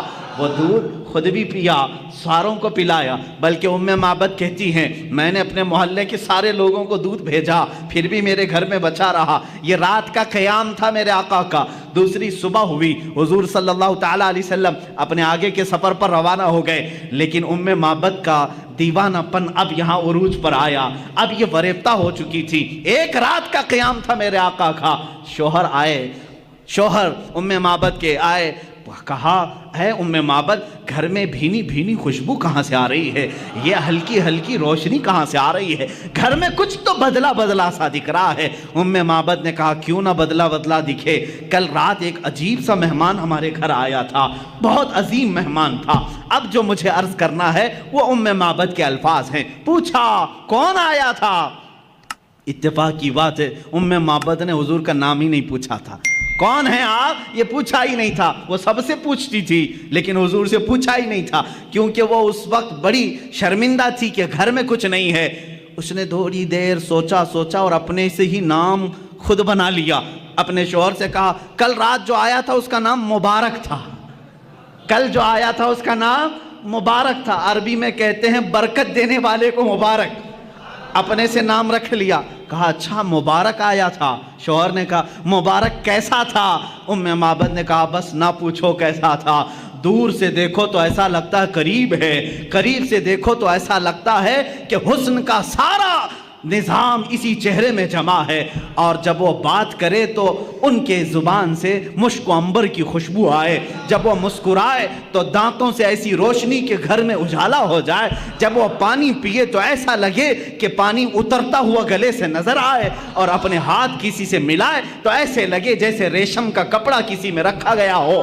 ان کے ہر عضو کو، ان کے جسم کو، ان کے جمال کو وہ بیان کرتی رہی۔ میرے پاس الفاظ نہیں ہیں میرے عزیزوں، ام معبد کی حدیث پڑھو آنکھیں بھیگ جاتی ہیں۔ میرے نبی کا جمال وہ بیان کرتی رہی۔ اب ابو معبد جو شوہر ہے وہ کہتے ہیں بس کر ام معبد، اتنی تعریف تو آج تک میں نے پورے عرب میں کسی کی نہیں سنی، شعر و شاعری کرنے والے بھی اتنی تعریف نہیں کرتے جتنی تعریف تو کر رہی ہے۔ اب ام معبد سے کہا اب میری زندگی کا ایک ہی مقصد ہے کہ اس مبارک سے ایک بار ضرور ملوں گا، اس مبارک سے ایک بار ضرور ملوں گا۔ کہا اس مبارک کا نہ میں نے پتہ پوچھا نہ ایڈریس پوچھا، وہ کہاں سے آیا تھا کہاں گیا یہ بھی مجھے نہیں معلوم۔ یہ دو لوگ ایسے ہیں میرے عزیزوں، یہ ام معبد جو حسن و جمال کو میرے آقا کا بتا رہی ہیں، حسن یوسف الگ ہے، حسن مصطفیٰ الگ ہے، میں یہاں حسن کی بات کر رہی ہوں۔ اسی حسن کو تلاش کرتے کرتے وہ زندگی بیتا گئی، اللہ کی بارگاہ میں دعا کرنے لگی، اے بار الہا جو مبارک آیا تھا اس تک ایک بار مجھے رسائی دے دے، کسی بھی طرح پہنچا دے۔ ایک بار ایسا ہوا کہ وہ بکریاں چراتے ہوئے نکلی، بکریاں بہک گئیں، بھٹک گئی، ایک بکری ادھر ایک بکری ادھر، چلتی چلتی بکریاں دوڑا رہی ام معبد کو، یہ بکریاں دوڑاتی دوڑاتی مدینے تک لے آئی، شہر قریب آ گیا۔ اب ام معبد رونے لگی کہ اگر شہر میں گھس گئی میری بکریاں داخل ہو گئیں تو چھوٹی چھوٹی گلیاں ہیں، میں کہاں سے پکڑ پاؤں گی، کس بکری کو ڈھونڈ پاؤں گی، کھلے میدان میں جمع تو کر سکتی ہوں، اب گلیوں میں بکریاں گئی تو کہاں سے ڈھونڈوں گی، رونے لگی۔ لیکن مدینہ آ گیا اور بکریاں شہر میں داخل ہو گئیں، سب ادھر ایک ادھر ایک گلیوں میں۔ اب ام معبد کا رونا ہچکیاں بند گئی، اب رونے لگی۔ ایک بات میں آپ کو بتا دوں کہ حضور کا دیدار اسی وقت ہوتا ہے جب کسی کا دل روتا ہے، جب کسی کا دل رونے لگتا ہے وہ مصطفیٰ کا دیدار ہو جاتا ہے۔ اسی لیے کہا ہے محمد کو ہم غم گساروں میں ڈھونڈو، محمد کو ہم غریبوں میں ڈھونڈو۔ عزیزان گرامی، ام معبد رونے لگی۔ اتفاق کی بات ہے کہ حضرت ابوبکر صدیق کا گزر وہاں سے ہو رہا تھا، حضرت ابوبکر نے دیکھا اور پہچان لیا یہ ہماری مہمانی کرنے والی وہی خاتون ہے جو مکہ سے مدینہ آنے کے وقت بیچ راستے میں تھی۔ دیکھا آپ نے پہچان لیا، پوچھا ام معبد یہاں کیسے؟ وہ بھی چونک گئی، ارے تو وہی مبارک کے ساتھ آنے والا ساتھی تھا، تو یہاں کیسے؟ کہا میں تو یہیں رہتا ہوں۔ ام معبد نے کہا وہ مبارک کہاں ہے، وہ مبارک کہاں ہے؟ حضرت ابوبکر نے کہا کون مبارک، کون سے مبارک کی بات کر رہی؟ کہا وہی مبارک جو تیرے ساتھ آیا تھا، ایک رات میرے گھر قیام کیا، ایک رات میرے گھر قیام کیا تھا۔ صدیق اکبر مسکرائے، کہا اچھا تم نے ان کا نام مبارک رکھا، اللہ نے تو ان کا نام محمد رکھا ہے، وہ محمد ہیں۔ حضرت ابوبکر صدیق ام معبد کو لے کر کے بارگاہ مصطفیٰ میں پہنچے۔ اللہ کے نبی صلی اللہ تعالیٰ علیہ وسلم کو جیسے ہی وہ اپنے آنکھوں سے دیکھنے لگی، پھوٹ پھوٹ کر کے رونا شروع کیا۔ کہا اے اللہ اب میری ساری بکریاں ختم ہو جائیں، اس لیے کہ میری زندگی کا مقصد مجھے مل گیا، اس چہرے پاک کو دیکھنا میرا مقصد تھا۔ اللہ کے نبی صلی اللہ تعالیٰ علیہ وسلم نے بے حساب اس خاتون کو عطا کیا۔ جانتے ہو وہی بوڑھی بکری، وہی ہڈیاں نکالی ہوئی بکری جو دودھ دینے کے لائق نہیں تھی، موت کا انتظار کر رہی تھی، پورے زمانے مصطفیٰ میں پورے محلے کو دودھ دیتی تھی، زمانے ابوبکر صدیق میں دودھ دیتی رہی، زمانے عمر فاروق میں دودھ دیتی رہی، زمانے عثمان ابن عفان میں جا کر کے اس بکری کا انتقال ہوا۔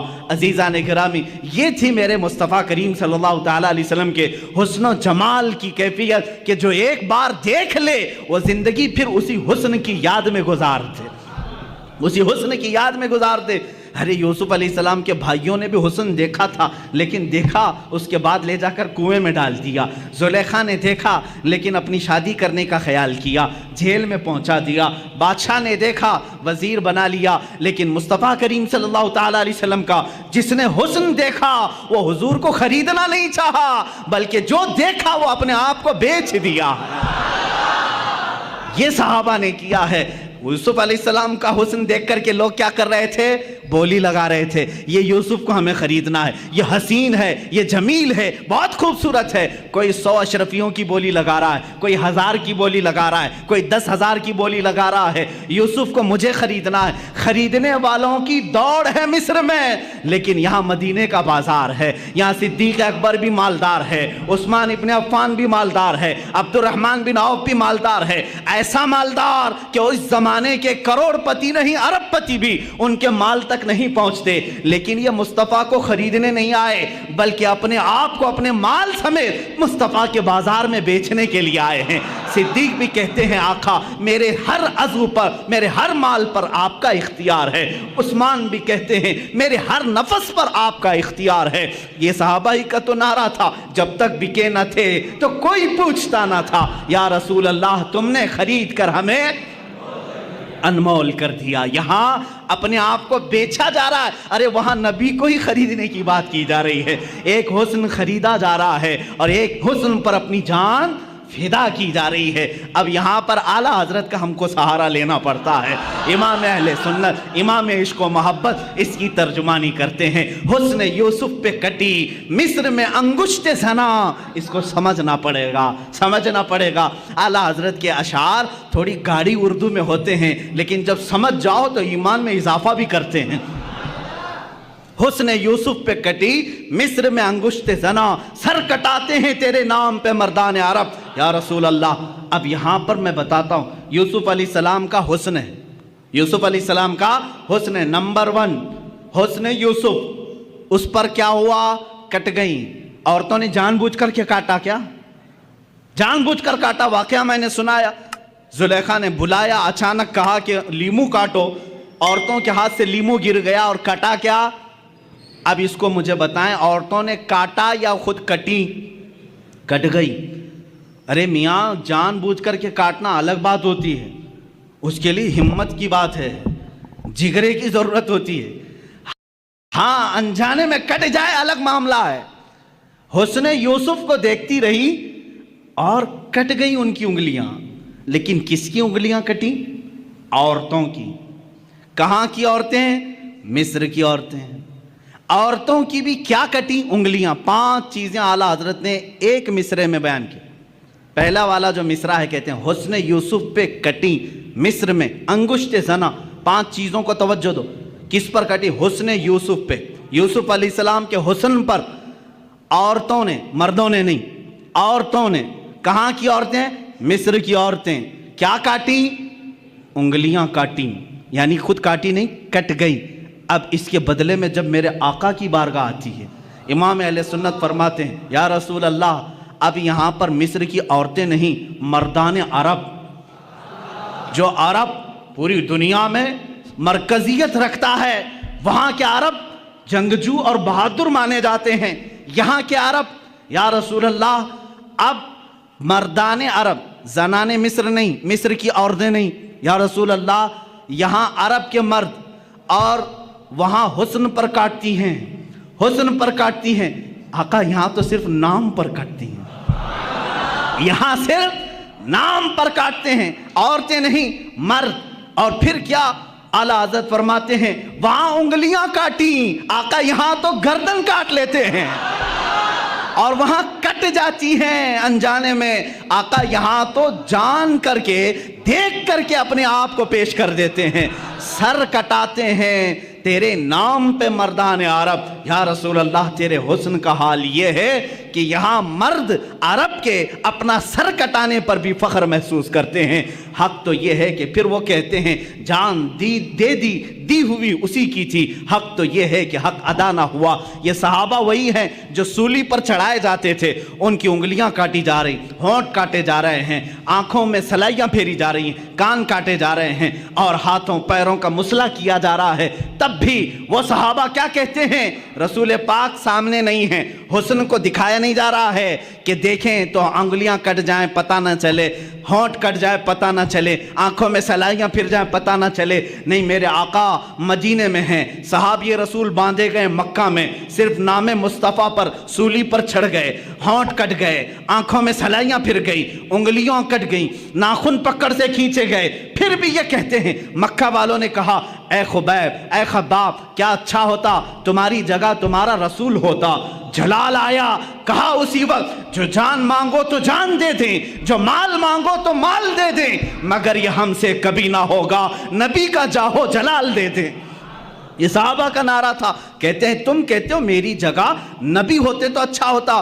سن اے نادان، میں رسول پاک، میں اپنے جسم کے ٹکڑے ٹکڑے ہو جائیں گوارا کروں گا، لیکن میرے مصطفیٰ کے تلوے ناز پر کانٹا بھی چھپے میں گوارا نہیں کرتا. یہ حسن مصطفیٰ کی بات ہے. رسول کریم صلی اللہ تعالیٰ علیہ وسلم کا حسن وہ ہے میرے عزیزو. حسن یوسف پہ کٹی مصر میں انگشت زنا، سر کٹاتے ہیں تیرے نام پہ مردان عرب. اس حسن کا حال ہی الگ ہے، اس حسن کی بات ہی الگ ہے. میرے آقا کا حسن وہ تھا کہ صحابہ فرماتے ہیں کہ جیسے گلشن میں گلاب ہے، جیسے گلشن میں گلاب ہے، مگر اعلیٰ حضرت فرماتے ہیں دنیا ساری دیکھتی ہے باغیچے میں گلاب کھلا ہے نا، باغیچے میں گلاب کھلا ہے. ایک گلشن، گلشن کس کو کہتے ہیں؟ باغیچے کو.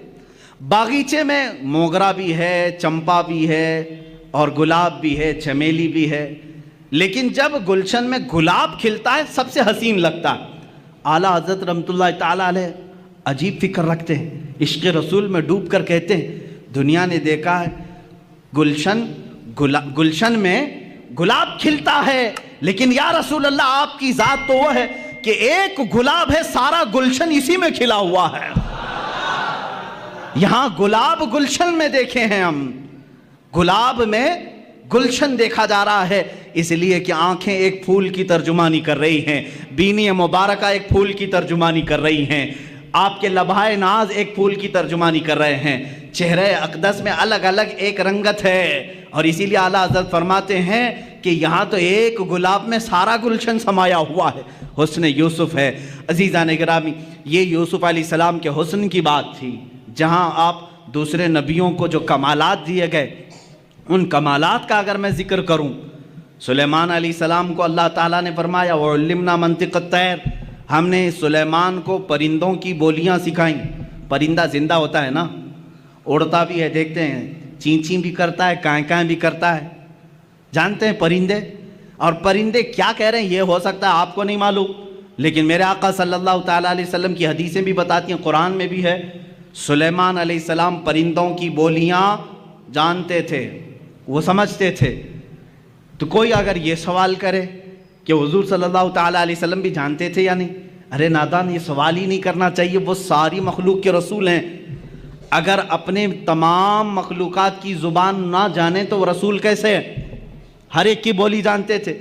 ہاں اگر واقعات کی روشنی میں چاہتے ہو تو آؤ میں تمہیں بتاؤں.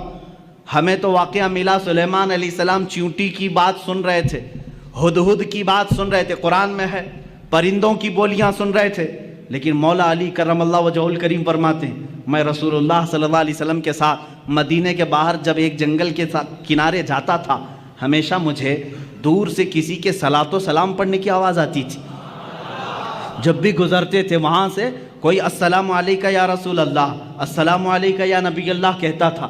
میں گھبراتا تھا اس جنگل میں، اس بیابان میں میرے نبی کو کون سلام کرتا ہے؟ جنات ہیں، پرندے ہیں، جانور ہیں.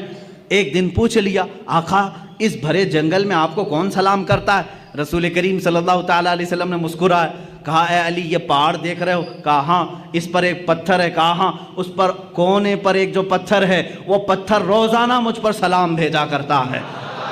حضور صلی اللہ تعالیٰ علیہ وسلم اس کا سلام. اب میں یہاں بات بتاؤں، یہاں تو سلیمان علیہ السلام پرندوں کی بولیاں جانتے تھے قرآن، اور یہاں مولا علی کرم اللہ وجہہ الکریم پتھروں کی بولیاں سمجھ رہے ہیں. جس رسول کو وہ پتھر سلام بھیج رہا ہے، سنا کس نے پہلے؟ اس پتھر کی بولی سمجھی کس نے پہلے؟ وہ باب العلم حیدر کرار علی مرتضی، وہ نبی نہیں. امتی جب پتھر کی بولی سمجھتا ہے تو رسول کس کی بولی نہ سمجھتے ہوں؟ کس کی بولی نہ سمجھتے ہوں؟ پرندوں کی بولیوں کی بات آئی، حضور پاک صلی اللہ تعالیٰ علیہ وسلم پتھر کی بولی. ایک بات یہ بھی سمجھ لیں آپ، پتھر تو کبھی ہم نے اڑتے ہوئے بھی نہیں دیکھا، آواز کرتے ہوئے بھی نہیں دیکھا، لیکن نبی سلام کرتے ہوئے سن رہے ہیں. مسجد نبوی میں میرے آقا ممبر پر کھڑے ہو کر خطبہ دے رہے ہیں. صحابہ فرماتے ہیں ہم نے دیکھا پوری مسجد میں بچے کے رونے کی جیسی آواز آنے لگی. کہیں سے کوئی بچہ رو رہا ہو، ہلکی ہلکی ہلکی آواز. صحابہ ادھر ادھر دیکھنے لگے، کہیں کوئی بچہ دکھا نہیں. تھوڑی دیر کے بعد میرے آقا صلی اللہ تعالیٰ علیہ وسلم ممبر سے اتر آئے، مسجد کے باہر دروازے کے تک پہنچے. وہاں ایک لکڑی پڑی ہوئی تھی. یہ وہی لکڑی ہے، یہ وہی عصا ہے جس کو حضور صلی اللہ تعالیٰ علیہ وسلم اپنے ہاتھ میں لے کر خطبہ دیتے تھے. جب ممبر بن گیا تو اس لکڑی کو آپ نے چھوڑ دیا. حضور صلی اللہ تعالیٰ علیہ وسلم اس لکڑی کو اٹھاتے, اپنے سینے سے لگایا, اپنے کانوں کے پاس لگایا, اور پھر اس کو پکڑ کر کے خطبے کے لیے تشریف لائے. صحابہ نے پوچھا بیچ خطبے میں آپ اترے, لکڑی کو اٹھایا, یہ کیا معاملہ ہے؟ حضور فرماتے ہیں تم نے جو رونے کی آواز سنی وہ اسی لکڑی کی رونے کی آواز تھی. یہ لکڑی میرے جدائی کے غم میں رو رہی تھی. جب تک میں اس کو ہاتھوں میں رکھتا تھا یہ خوش تھی, سارے لکڑیوں پر فخر کرتی تھی, اور جب میں نے اسے چھوڑ دیا تو یہ سسکنے لگی, رونے لگی, بلکنے لگی, اور اس کا رونا مجھ سے دیکھا نہ گیا. میں خطبہ چھوڑ کر ممبر سے اتر آیا, میں نے اس کو ہاتھوں میں اٹھایا, یہ مجھ سے کہنے لگی اے اللہ کے رسول, آپ نے مجھے اپنے ہاتھوں میں رکھ کر کے عزت سے نوازا تھا, میں دوسروں پر فخر کرتی, آقا مجھے ہمیشہ اپنے ساتھ رکھیں. میں نے اس کو اپنے ساتھ رکھنے کی بات کہی, یہ لکڑی خاموش ہو گئی. عزیزان گرامی, یہ وہ رسول ہیں جو بے جان لکڑی کے رونے پر بھی ممبر سے خطبے سے چھوڑ کر نیچے اتر آتے ہیں. یہ خطبے سے لکڑی کی آواز سن سکتے ہیں. پھر وہ کیسا امتی ہے جو یہ کہتا ہے رسول امتی کی آواز نہیں سن سکتے, تو بہرا ہے, تو گونگا ہے, تیرا عقیدہ خراب ہے. ہمارا عقیدہ تو یہ ہے رسول اگر لکڑی کے رونے کو گوارا نہیں کر سکتے, میرا عقیدہ یہ کہتا ہے امتی روئے گا, میرا نبی فریاد رسی کے لیے پہنچے گا, دستگیری کے لیے آئے گا. یہاں تمہیں رہنمائی حاصل کرنے کے لیے پھر بریلی کے تاجدار کے پاس پہنچنا ہوگا. وہ کہتا ہے عاشق رسول ہم یہاں سے پکارے وہ وہاں سے سنے, مصطفیٰ کی سماعت پہ لاکھوں سلام, دور و نزدیک کے سننے والے وہ کان لالے کرامت پہ لاکھوں سلام. عزیزان گرامی وقار, یہ بولیاں سمجھنے کی بات تھی. ایک بار مکہ مکرمہ کی ہی بات ہے یا مدینہ طیبہ کی, مکہ میں غالباً لوگوں میں ایک بات مشہور ہو گئی کہ فلاں ایک جگہ جو پتھر ہے مورتی ہے اس کا پجاری یہ پوجا کرتا ہے. اچانک ایسا ہو گیا کہ وہ حضور صلی اللہ تعالیٰ علیہ وسلم کی شان میں برے برے کلمات کہہ رہا ہے. کون؟ پتھر. مورتی بول رہی تھی, مورتی بول رہی تھی. جو پتھر کی مورتی تھی اس کی وہ پوجا کرتے تھے, عبادت کرتے تھے. مورتی بولنے لگی تو سب خوش ہو گئے جتنے دشمن تھے کہ ہاں آج ہمارا بھگوان صحیح بولا. اب تک تو ہم حضور کے بارے میں خود ہی بول رہے تھے, پتھر بولنے لگا. یہاں تو ڈپلیکیٹ بنا کر کے بولوایا جاتا ہے. آپ یہ مت سمجھیں کہ یہ وہ زمانہ نہیں تھا کہ پیچھے سے بیٹری اور سیل لگا کر کے مورتی کو بلوایا جا رہا ہو. سیل بھی نہیں تھا, بیٹری بھی نہیں تھی, کوئی کنیکشن بھی نہیں تھا. ہاں یہاں ہم سنتے ہیں اس طرح سے کہ کچھ خدا ایسے ہیں جو دودھ پیتے ہیں, پانی پیتے ہیں, لیکن انہی لوگوں کو معلوم بھی ہے وہ کہاں جاتا ہے پانی, کہاں جاتا ہے دودھ, جو لوگ اس طرح کی حرکتیں کرتے ہیں. لیکن مکہ میں جو ہوا وہ حقیقت میں ہوا. پتھر جو بول رہا تھا حقیقت میں بول رہا تھا. یہ وہ زمانہ نہیں ہے کہ مشین لگا کر کے بلوایا جا رہا ہو. تو صحابہ پریشان ہوئے, جنہوں نے صحابہ سے آ کر کے کہا دیکھو تمہارے محمد کے بارے میں ہمارا خدا کیا کہہ رہا ہے. محمد صلی اللہ تعالیٰ علیہ وسلم کے بارے میں وہ کہہ رہا ہے وہ جھوٹے ہیں معاذ اللہ. حضور کے پاس آئے, صحابہ نے کہا آقا ایسا ایسا حادثہ ہو گیا ہے کہ فلاں پجاری کا جو بت ہے اس کا جو خدا ہے وہ بول رہا ہے, وہ بھی آپ کی شان میں برے جملے کہہ رہا ہے.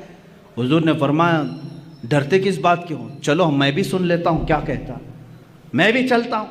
حضور نے پیغام بھیجا, سارے لوگ جمع ہو گئے, بھیڑ جمع ہو گئی.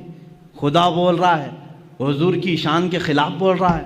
ان کے لیے تو بڑی دلیل تھی, بڑی دلیل تھی. حضور صلی اللہ تعالیٰ علیہ وسلم نے یہ پوچھ لیا ان سے کہ تمہارا جو خدا بولتا ہے وہ سچ بولتا ہے؟ سبوں نے کہا بالکل سچ بولتا ہے, 100% سچ بولتا ہے. حضور نے یہ اقرار کروایا سچ بول رہا ہے, کہا بالکل سچ بول رہا ہے. اس وقت تک کیوں کہہ رہے تھے وہ؟ اس لیے کہ حضور کے خلاف بول رہا تھا. سارے صحابہ کو حضور لیے اور اس بت کے پاس گئے. جب پہنچے تو بڑی بھیڑ تھی, بھیڑ ہٹائی گئی. جب میرے آقا سامنے آئے تو وہ بت چپ ہو گیا, کچھ بھی نہیں بول رہا ہے, کچھ بھی نہیں بول رہا ہے. اس کی زبان سے کوئی لفظ نہیں آ رہا ہے. حضور نے فرمایا بہت شور تھا, بہت افواہ تھی کہ بولتا ہے, کچھ بھی نہیں بول رہا ہے. کہاں بول رہا ہے؟ کہا صبح سے بول رہا تھا, پتہ نہیں ابھی کیوں خاموش ہو گیا. اب پجاری ہون کرنے لگ گیا, اس کو راضی کرنے کے لیے اب چڑھائی شروع ہو گئی. اے خدا اے میرے بھگوان بول کچھ تو بول، عزت کی لاج رکھ لے. جس کے بارے میں بول رہا تھا وہ آ گیا، اب سامنے بول. سامنے نہیں بول رہا تھا، کچھ بھی نہیں بولا. حضور صلی اللہ تعالیٰ علیہ وسلم نے پجاری کو کہا تو ہٹ جا، تو ہٹ جا. یہ بول رہا تھا. میں کہتا ہوں اے پتھر کیا تو بول رہا تھا؟ پھر سے بول کر سنا. حضور کا حکم ہوا، پتھر کی زبان سے آواز آنے لگی، اشہد ان لا الہ الا اللہ اشہد ان محمدن رسول اللہ. میں گواہی دیتا ہوں کہ اللہ کے سوا کوئی معبود نہیں. میں گواہی دیتا ہوں کہ محمد اللہ کے رسول ہیں صلی اللہ تعالیٰ علیہ وسلم. جیسے ہی آپ نے یہ سنا، آپ نے ارشاد فرمایا، لوگو تم نے کہا تھا تمہارا خدا 100% سچ بولتا ہے، سچ بولتا ہے، اب اس کی بات پر عمل کر لے جاؤ. لیکن غصے کے مارے اس بت کو انہوں نے توڑ دیا، مار دیا، ٹکڑے کر دیا. اب ہم دوسرا بنائیں گے. یہ نہیں چاہیے، یہ نہیں چاہیے. یہ گمراہ ہو گیا. کون گمراہ ہوا؟ خدا گمراہ ہو گیا. یہ نہیں چاہیے. یہ حضور کی بات کر رہا ہے. دوسرا چاہیے. یہ ہے جب کسی کے دل پر مہر لگ جائے وہ حقیقت کو نہیں سمجھتا.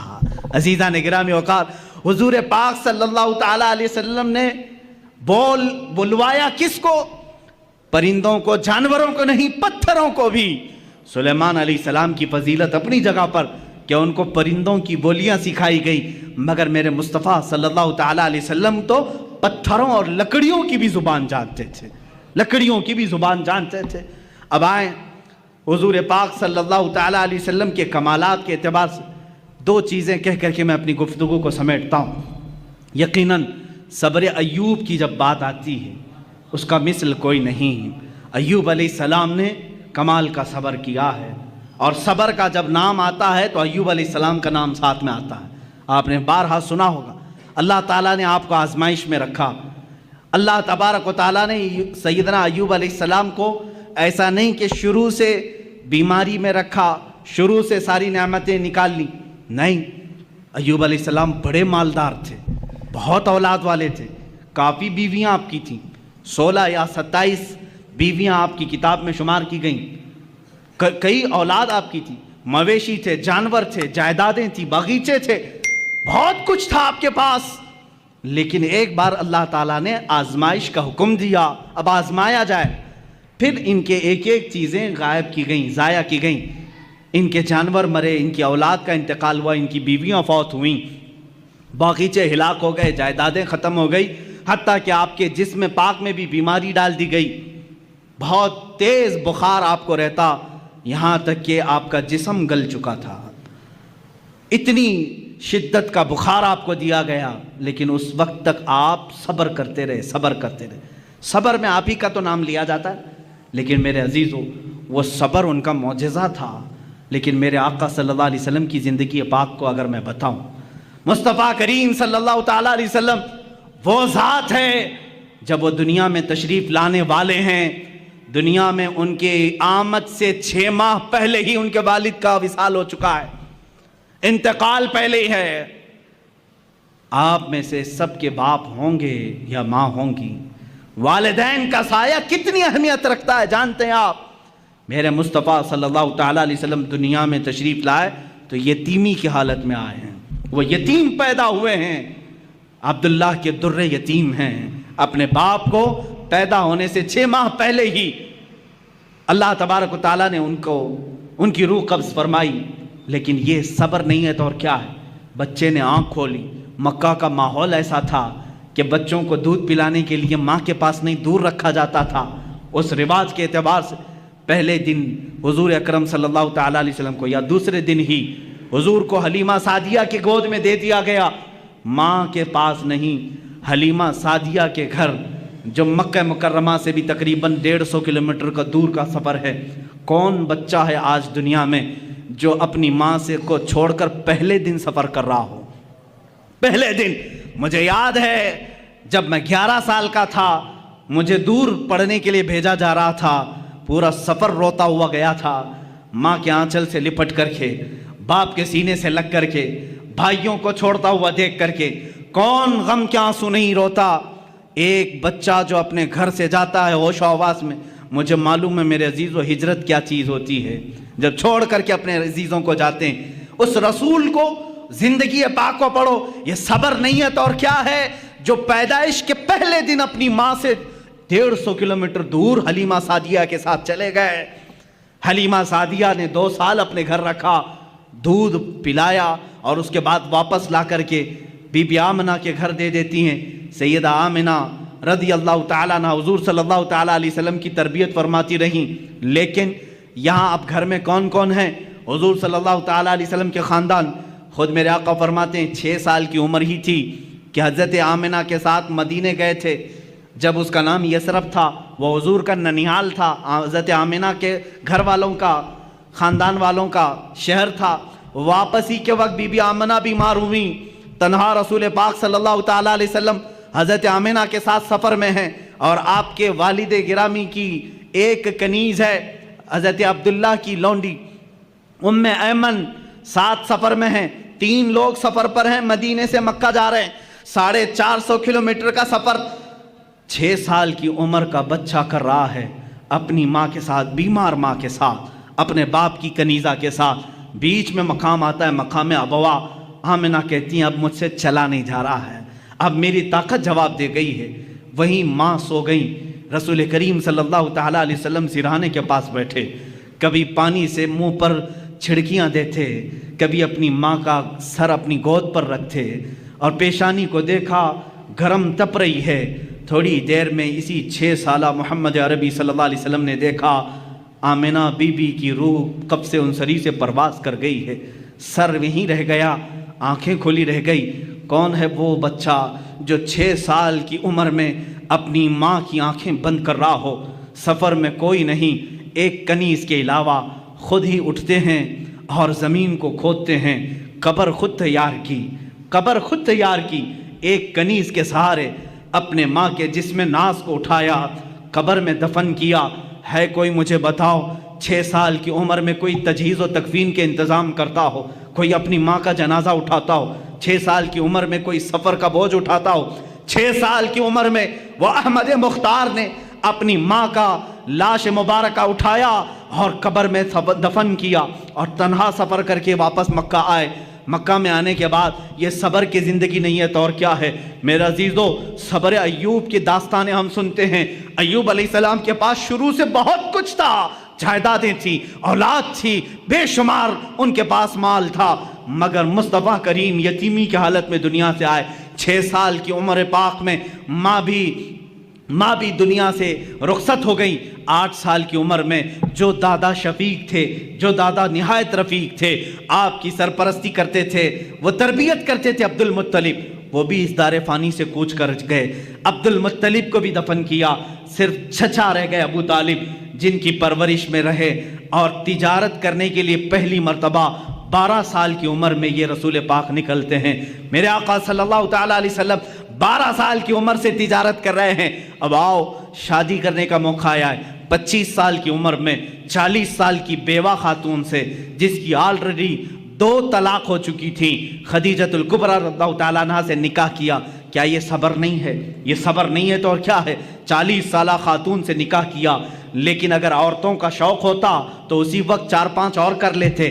لیکن جب تک بی بی خدیجہ نکاح میں تھی، کسی دوسری عورت سے آپ نے نکاح نہیں کیا. آپ نے 25 سال کی عمر سے لے کر آپ کی عمر مبارکہ جب 50 سال کی ہوئی، تب تک بی بی خدیجہ کے ساتھ رہے. اب سنیں، حضور پاک صلی اللہ تعالیٰ علیہ وسلم وہ دنیا کے عظیم باپ ہیں جن کو اللہ نے 4 بیٹیاں اور 3 بیٹے دیے. صبر کی بات آتی ہے، باپ ہل جاتا ہے، باپ اپنی اولاد کے لیے سب کچھ کر جاتا ہے. ایک بچہ بیمار ہو تو ہم نے باپ کو تڑپتے ہوئے دیکھا ہے، ڈاکٹروں کے لباس سے الجھتے ہوئے دیکھا ہے، اور اس کو دواخانوں اور ہاسپٹلوں کے چکر لگاتے ہوئے دیکھا ہے. خود کی صحت کو تو گوا لے گا، لیکن باپ اپنی اولاد کی صحت پر قربان جاتا ہے، اپنے آپ کو تباہ کر لیتا ہے. وہ دنیا کے عظیم باپ ہیں میرے آقا، جن کو اللہ نے پہلا بیٹا دیا عبداللہ کی شکل میں، 3 دن رہا، ہاتھ میں فوت ہو گیا. دوسرا بیٹا دیا قاسم کی شکل میں، چند ماہ رہا، اس کے بعد ہاتھوں میں فوت ہو گیا. تیسرا بیٹا دیا ابراہیم کی شکل میں، 6 مہینے رہا، کھلاتے رہے، اس بچے کے ساتھ کھیلتے رہے، اس کے ساتھ اپنی گود کو گرم کرتے رہے. لیکن 6 مہینے کے بعد اس بچے نے بھی اپنی آخری سانسیں لی۔ 3 بیٹوں کو یہ رسول پاک نے اپنے ہاتھوں سے دفن کیا ہے وہ باپ کے اندر صبر جو اپنے ہاتھوں سے اپنے بیٹوں کی تدفین کر رہا ہے۔ بچی تھی بیٹیاں، 4 بیٹیاں اللہ نے دی تھی، بی بی زینب، بی بی ام کلثوم، بی بی رقیہ، سیدہ بی بی فاطمہ الزہرا رضی اللہ تعالیٰ عنہا۔ صبر کے پیکر کو دیکھو، میں تمہیں صبر پوری زندگی میں بتاؤں گا۔ یہ وہ عظیم باپ ہے جب رسول کریم صلی اللہ علیہ وسلم نے اپنے نونہال ننھے بچوں کو اپنے ہاتھوں سے دفن کیا، کبھی واویلا نہیں کیا، کبھی ماتم نہیں کیا، شکر بجا لاتے رہے اپنے مولا کا۔ اللہ کے حبیب صبر کے پہاڑ بن کر رہے۔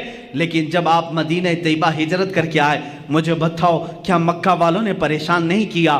آپ کے گلے میں رومال ڈال کر کے لوگ گھماتے رہے، جس سے میرے آقا کا گلا سوج جاتا تھا۔ کبھی میرے آقا صلی اللہ تعالیٰ علیہ وسلم کی پشت مبارکہ پر انہوں نے کچرے ڈالنے کی کوششیں کی۔ اللہ کے نبی صلی اللہ علیہ وسلم پر 3 سال تک انہوں نے سوشل بائیکاٹ رکھا۔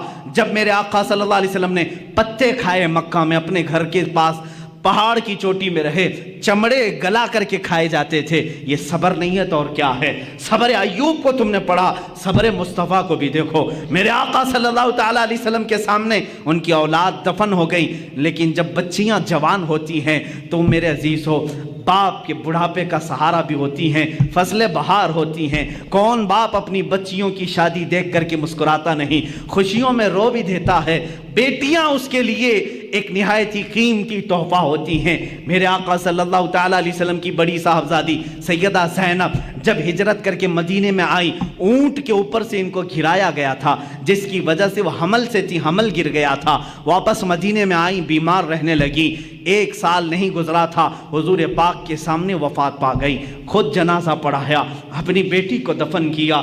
جنگ بدر میں گئے ہیں، اپنی بیٹی رقیہ کو حضرت عثمان کے نکاح میں دیا تھا۔ حضرت عثمان سے کہا رقیہ بیمار ہے، میری بیٹی کی تیمارداری میں لگے رہو، میں بدر میں ہوں۔ جنگ بدر میں رہے، خبر ملی آقا آپ کی دوسری صاحبزادی رقیہ کا بھی انتقال ہو گیا۔ میرے آقا صبر کر کے میدان بدر میں رہے، دفن میں بھی شریک نہیں ہو سکے۔ واپس مدینے میں آئے، تیسری بیٹی تھی ام کلثوم، اپنے عثمان ابن عفان کے نکاح میں دیا۔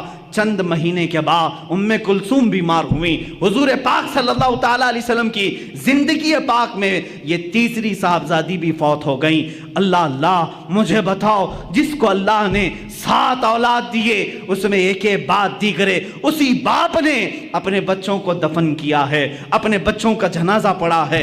3 بیٹے اور 3 بیٹیوں کو دفن کیا، لیکن زبان سے کبھی شکوہ نہیں کیا، کبھی شکایت نہیں کیا، اف تک نہیں کیا۔ صبر ایوب کا مقام اپنی جگہ پر، صبر مصطفیٰ کا مقام اور ہے، میرے آقا کا صبر کا مقام اور ہے۔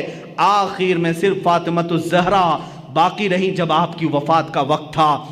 میرے عزیزو، یہی فاطمہ زہرا سے حضور صلی اللہ تعالیٰ علیہ وسلم نے آخری وقت یہ کہا تھا، کانوں میں کچھ کہہ کر کے وہ رونے لگی۔ پھر بلایا، پھر کانوں میں کچھ کہا تو ہنسنے لگی۔ ماں عائشہ صدیقہ نے پوچھا تھا، فاطمہ تمہارے بابا نے کان میں کیا کہا تھا؟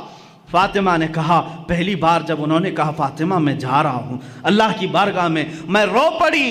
پھر بابا نے مجھے بلا کر کہا، فاطمہ میرے خاندان والوں میں سے میری وفات کے بعد سب سے پہلے تم مجھ سے ملنے کے لیے آؤ گی۔ میں ہنس پڑی کہ میری موت جلدی ہونے والی ہے۔ حضور پاک کی وفات ربیع الاول شریف میں ہوئی اور حضرت فاطمہ زہرا کی وفات رمضان مبارکہ میں۔ صرف 6 مہینے کے بعد حضرت فاطمہ بھی وصال کر گئی۔ یہ مصطفیٰ کا گھرانہ ہے۔ اسی مصطفیٰ کریم صلی اللہ تعالیٰ علیہ وسلم کے صبر پاک کے جلوے دیکھو۔ کیا نبی کونین اپنی قبر انور سے اپنے شہزادوں کی شہادت کربلا میں نہیں ملاحظہ کر رہے ہوں گے، جہاں ان کے شہزادوں کو تڑپایا گیا، بھوکا رکھا گیا، پیاسا رکھا گیا اور ان کے ٹکڑے کیے گئے، جسموں پر گھوڑے دوڑائے گئے، حسن مجتبیٰ کو زہر دیا گیا، حسین اعظم کی گردن کو جسم ناز سے الگ کیا گیا۔ کیا یہ میرے آقا نے قبر پاک سے ملاحظہ نہیں کیا ہوگا؟ عزیزان گرامی، اگر میں صبر مصطفیٰ کو گناؤں بہت طویل داستان ہوگی، لیکن میں اتنا ضرور بتاؤں گا، افضلیت مصطفیٰ ہر شکل میں تمہیں نظر آئے گی۔ اگر اللہ نے آدم علیہ السلام کو آہو بکا دیا تھا، وہ روتے تھے، اور وہ کس لیے روتے تھے؟ آدم علیہ السلام اپنی اس اس بات پر روتے تھے جو آپ نے گندم کھایا تھا جنت میں، درخت کا پھل کھایا تھا، اس بات پر 300 سال روتے رہے، لیکن مصطفیٰ بھی روتے رہے، زندگی پر روتے رہے، لیکن کس کے غم میں روتے رہے؟ امتی امتی امتی امتی کہتے کہتے روتے رہے۔ یہ ناز الگ ہیں، اسی لیے امام اہل سنت نے کہا ہے اللہ کیا جہنم اب بھی نہ سرد ہوگا، رو رو کے مصطفیٰ نے دریا بہا دیے ہیں۔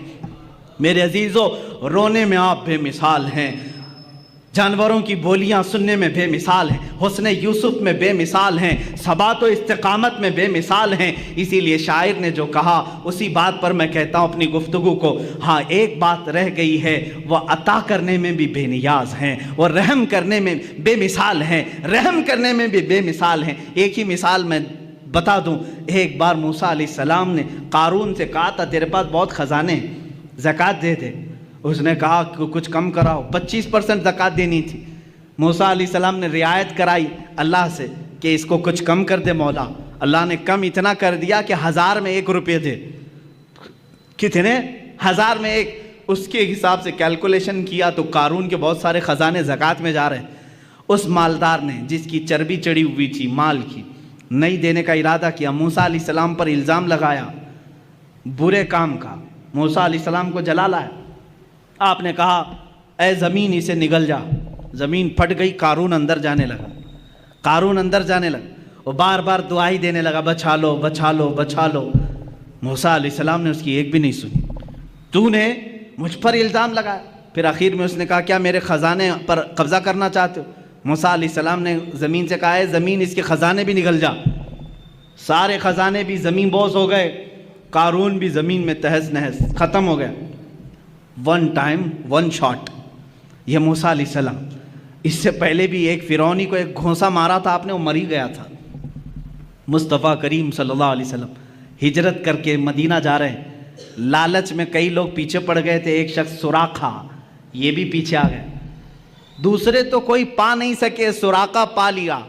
حضرت ابوبکر نے کہا آقا سراقہ دیکھ لیا ہے ہم کو، وہ تیر کمان لے کر کے آ رہا ہے ہمیں گرفتار کرنے، کیونکہ مکہ والوں نے کہا تھا جو محمد اور اس کے ساتھی کو لے آئے گا 100 اونٹ انعام میں دیے جائیں۔ حضور نے کہا اچھا اسی لالچ میں آ رہا ہے۔ حضور نے بھی فرمایا اے زمین سراقہ کو پکڑ لے۔ موسیٰ علیہ السلام نے قارون کو کہا تھا، میرے آقا نے سراقہ کو کہا، زمین کھل گئی، سراقہ گھٹنے تک چلا گیا، لیکن یہاں معاملہ الگ ہے۔ سراقہ نے کہا اے محمد تم کریم ابن کریم ابن کریم ہو، تمہارا معاف کرنے میں کوئی مثل نہیں ہے، مجھے معاف کر دو، میں اپنے ارادے سے باز آتا ہوں۔ حضور پاک نے کہا اے زمین سراقہ کو چھوڑ دے، یہ شان مصطفیٰ ہے، یہ شان مصطفیٰ ہے، سراقہ کو چھوڑ دے۔ زمین کھل گئی، سراقہ باہر آیا، لیکن ارادہ پھر بدلا، تھوڑی دیر کے بعد وہ پھر پیچھے پڑ گیا۔ حضور نے کہا اے زمین سراقہ کو پکڑ لے۔ اب کی بات زمین پھنس شک ہوئی، سراقہ کمر تک اندر چلا گیا، پھر رونے لگا اے محمد تم کریم ابن کریم ابن کریم ہو، معاف کرنے میں تمہارا کوئی مثل نہیں۔ حضور نے کہا اے زمین سراقہ کو چھوڑ دے۔ زمین کھل گئی، پھر سراقہ نکل گیا، جا رہا تھا سوچا ایک بار اور ٹرائی کر لوں، تیسری بار پھر پیچھے پڑ گیا، پھر قریب آیا۔ حضور نے فرمایا اے زمین سراقہ کو پکڑ لے۔ یہاں پکڑایا بھی جا رہا ہے، معاف بھی کرایا جا رہا ہے، پکڑایا بھی جا رہا ہے، معاف بھی کرایا جا رہا ہے۔ اسی لیے میں نے کہا موسیٰ علیہ السلام کے زمانے میں ہوتا 1 ٹائم 1 شاٹ، ایک ہی بار میں ایک ہی شاٹ پر ختم۔ یہاں چھوڑنے کی تیسری مرتبہ جب وہ دھس گیا گردن تک، حضور نے فرمایا اے سراقہ تو 100 اونٹوں کی لالچ میں میرے پیچھے پڑ گیا، میری نگاہیں دیکھ رہی ہیں قیصر و کسریٰ کے کنگن تیرے ہاتھ میں آنے والے ہیں۔ قیصر و کسریٰ اس زمانے کے امریکہ یورپ کی طرح سپر پاور تھے، ان کے بادشاہوں کے پاس سونے کے کنگن تھے، وہ کسی عام آدمی کے خواب و خیال میں نہیں آتے۔ میرے آقا نے ڈائریکٹ پکڑنے کے لیے جو آ رہا ہے اسی کو کہا تیرے ہاتھ میں قیصر و کسریٰ کے کنگن دیکھ رہا ہوں۔ سراقہ کو یقین نہیں ہوا، کہا ایسا کہہ رہے ہو؟ اسی وقت ایمان لے آیا، میں ایمان لاتا ہوں محمد صلی اللہ علیہ وسلم اللہ کے رسول ہیں۔ زمین کو کہا چھوڑ دے۔ وہاں ایک بار میں پکڑا گیا، ایک بار میں قارون دفن بھی ہو گیا۔ یہاں ایک بار نہیں، 2 بار نہیں، 3 بار وہ بھی حملہ کرنے کے لیے آ رہا ہے۔ حضور بار بار معاف کر رہے ہیں، معاف کرنے میں آپ کا کوئی مثال نہیں۔ یہاں تک کہ حضور کی وفات کے بعد قیصر و کسریٰ فتح نہیں ہوئے، صدیق اکبر کے زمانے میں قیصر و کسریٰ فتح نہیں ہوئے، عمر فاروق کے زمانے میں چل کر کے سراقہ بہت بیمار ہو گئے. اب یہ سراقہ صحابی رسول ہیں، پکڑنے کے لیے گئے تھے لیکن صحابی رسول ہوئے. یہی تو بازار مصطفیٰ کی بات ہے، جو جان لینے جاتا ہے وہ جان دے کے آتا ہے. حضور پاک صلی اللہ تعالیٰ علیہ وسلم کے صحابی ہیں، ادب سے ہم کہتے ہیں. سراقہ بہت بیمار ہو گئے، لوگوں نے کہا چلو آخری وقت ہے عیادت کرنے کے لیے. سب آئے، آخری وقت لوگ دیکھنے کے لیے آتے ہیں. لوگ آنے لگے. سراقہ نے کہا کیوں آ رہے ہو؟ کہا آخری وقت ہے، تیمارداری عیادت کے لیے آ رہے ہیں ہم. کہا سب کو بھگایا، جاؤ میں مرنے والا نہیں ہوں، جاؤ میں نہیں مروں گا. کہا اتنے کانفیڈنس کے ساتھ؟ کہا ہاں، اس لیے کہ میرے نبی نے فرمایا سراقہ تیرے ہاتھ میں قیصر و کسریٰ کے کنگن دیکھ رہا ہوں، ابھی میرے ہاتھ میں آئے نہیں تو میں مروں گا بھی نہیں. یہ یقین تھا صحابی رسول کا. اور اس کے بعد حضرت عمر فاروق کے زمانے میں ایران بھی ٹوٹ گیا، روم بھی ٹوٹ گیا. قیصر و کسریٰ کا مال صحابہ نے مال غنیمت میں مدینے پہنچایا. اس مال غنیمت میں قیصر و کسریٰ کے کنگن بھی آئے. امیر المومنین عمر فاروق نے فرمایا میں نے سنا تھا رسول اللہ صلی اللہ علیہ وسلم سے یہ کنگن سراقہ کے ہاتھ میں ہونے چاہیے. لے جا کر کے ان کو پہنایا گیا اور اس کے بعد وہ خوشی سے جھومنے لگے. چند ہی دنوں کے بعد آپ کی وفات بھی ہوئی. عزیزان گرامی، یہاں بات یہ عرض کرنا چاہتا ہوں، اس رسول کا معاملہ یہ ہے، عطا کرنے میں بے مثال، رحم کرنے میں بے مثال، معاف کرنے میں بے مثال. اسی کو امام میرا کہتا ہے بریلی کا، میرے کریم سے گر قطرہ کسی نے مانگا، دریا بہا دیے ہیں، در بے بہا دیے ہیں. واہ کیا جود و کرم ہے شہ بتا تیرا، نہیں سنتا ہی نہیں مانگنے والا تیرا. حضور کی بات تو یہ ہے، چور حاکم سے ڈریں یا مات الگ ہے. چور کس سے ڈرتا ہے؟ پولیس سے ڈرتا ہے نا. پکڑنے والا آیا تو چور ڈر کے بھاگتا ہے، لیکن آقا آپ کی شان ہی الگ ہے. آپ حاکم ہیں اور چور آپ ہی کے پاس چھپنے کے لیے بھی آتا ہے، یہی چھپنے کے لیے آتا ہے. اسی لیے امام زمن کہتے ہیں ڈھونڈا ہی کریں صدر قیامت کے سپاہی. قیامت کے دن کچھ مجرموں کو فرشتے ڈھونڈ رہے ہوں گے، فلاں مجرم کہاں ہے، فلاں وہ کام کیا تھا، یہ کہاں ہے، وہ کہاں ہے. جرموں کا اعلان ہو چکا ہوگا، فرشتے ڈھونڈ رہے ہوں گے، لیکن کچھ مجرم مل نہیں رہے ہوں گے، کچھ مجرم مل نہیں رہے ہوں گے. اس کو امام زمن نے اپنے شعر میں یوں کہا ہے، ڈھونڈا ہی کریں صدر قیامت کے سپاہی، وہ کس کو ملے جو تیرے دامن میں چھپا ہو. حضور کچھ مجرموں پر اپنا دامن رکھے ہوں گے. آقا رحم کرنے میں بے مثال ہیں. میرے عزیزو، ابھی 12 دن ہیں، آپ روزانہ میرے مصطفیٰ کی بات سنیں گے، اپنے ایمان کو تازہ کریں گے. آج میں سمجھتا ہوں کہ آج کی یہ محفل یہاں تک میں اس بات کے ساتھ ختم کرتا ہوں، لا یمکن الثناء کما کان حق ہو بعد از خدا بزرگ، تو ہی قصہ مختصر یا رسول اللہ. لیکن رضا نے ختم سخن اس پہ کر دیا، خالق کا بندہ خلق کا آقا کہوں تجھے، حیران ہوں میرے شاہ میں کیا کیا کہوں تجھے. وآخر دعوانا الحمدللہ.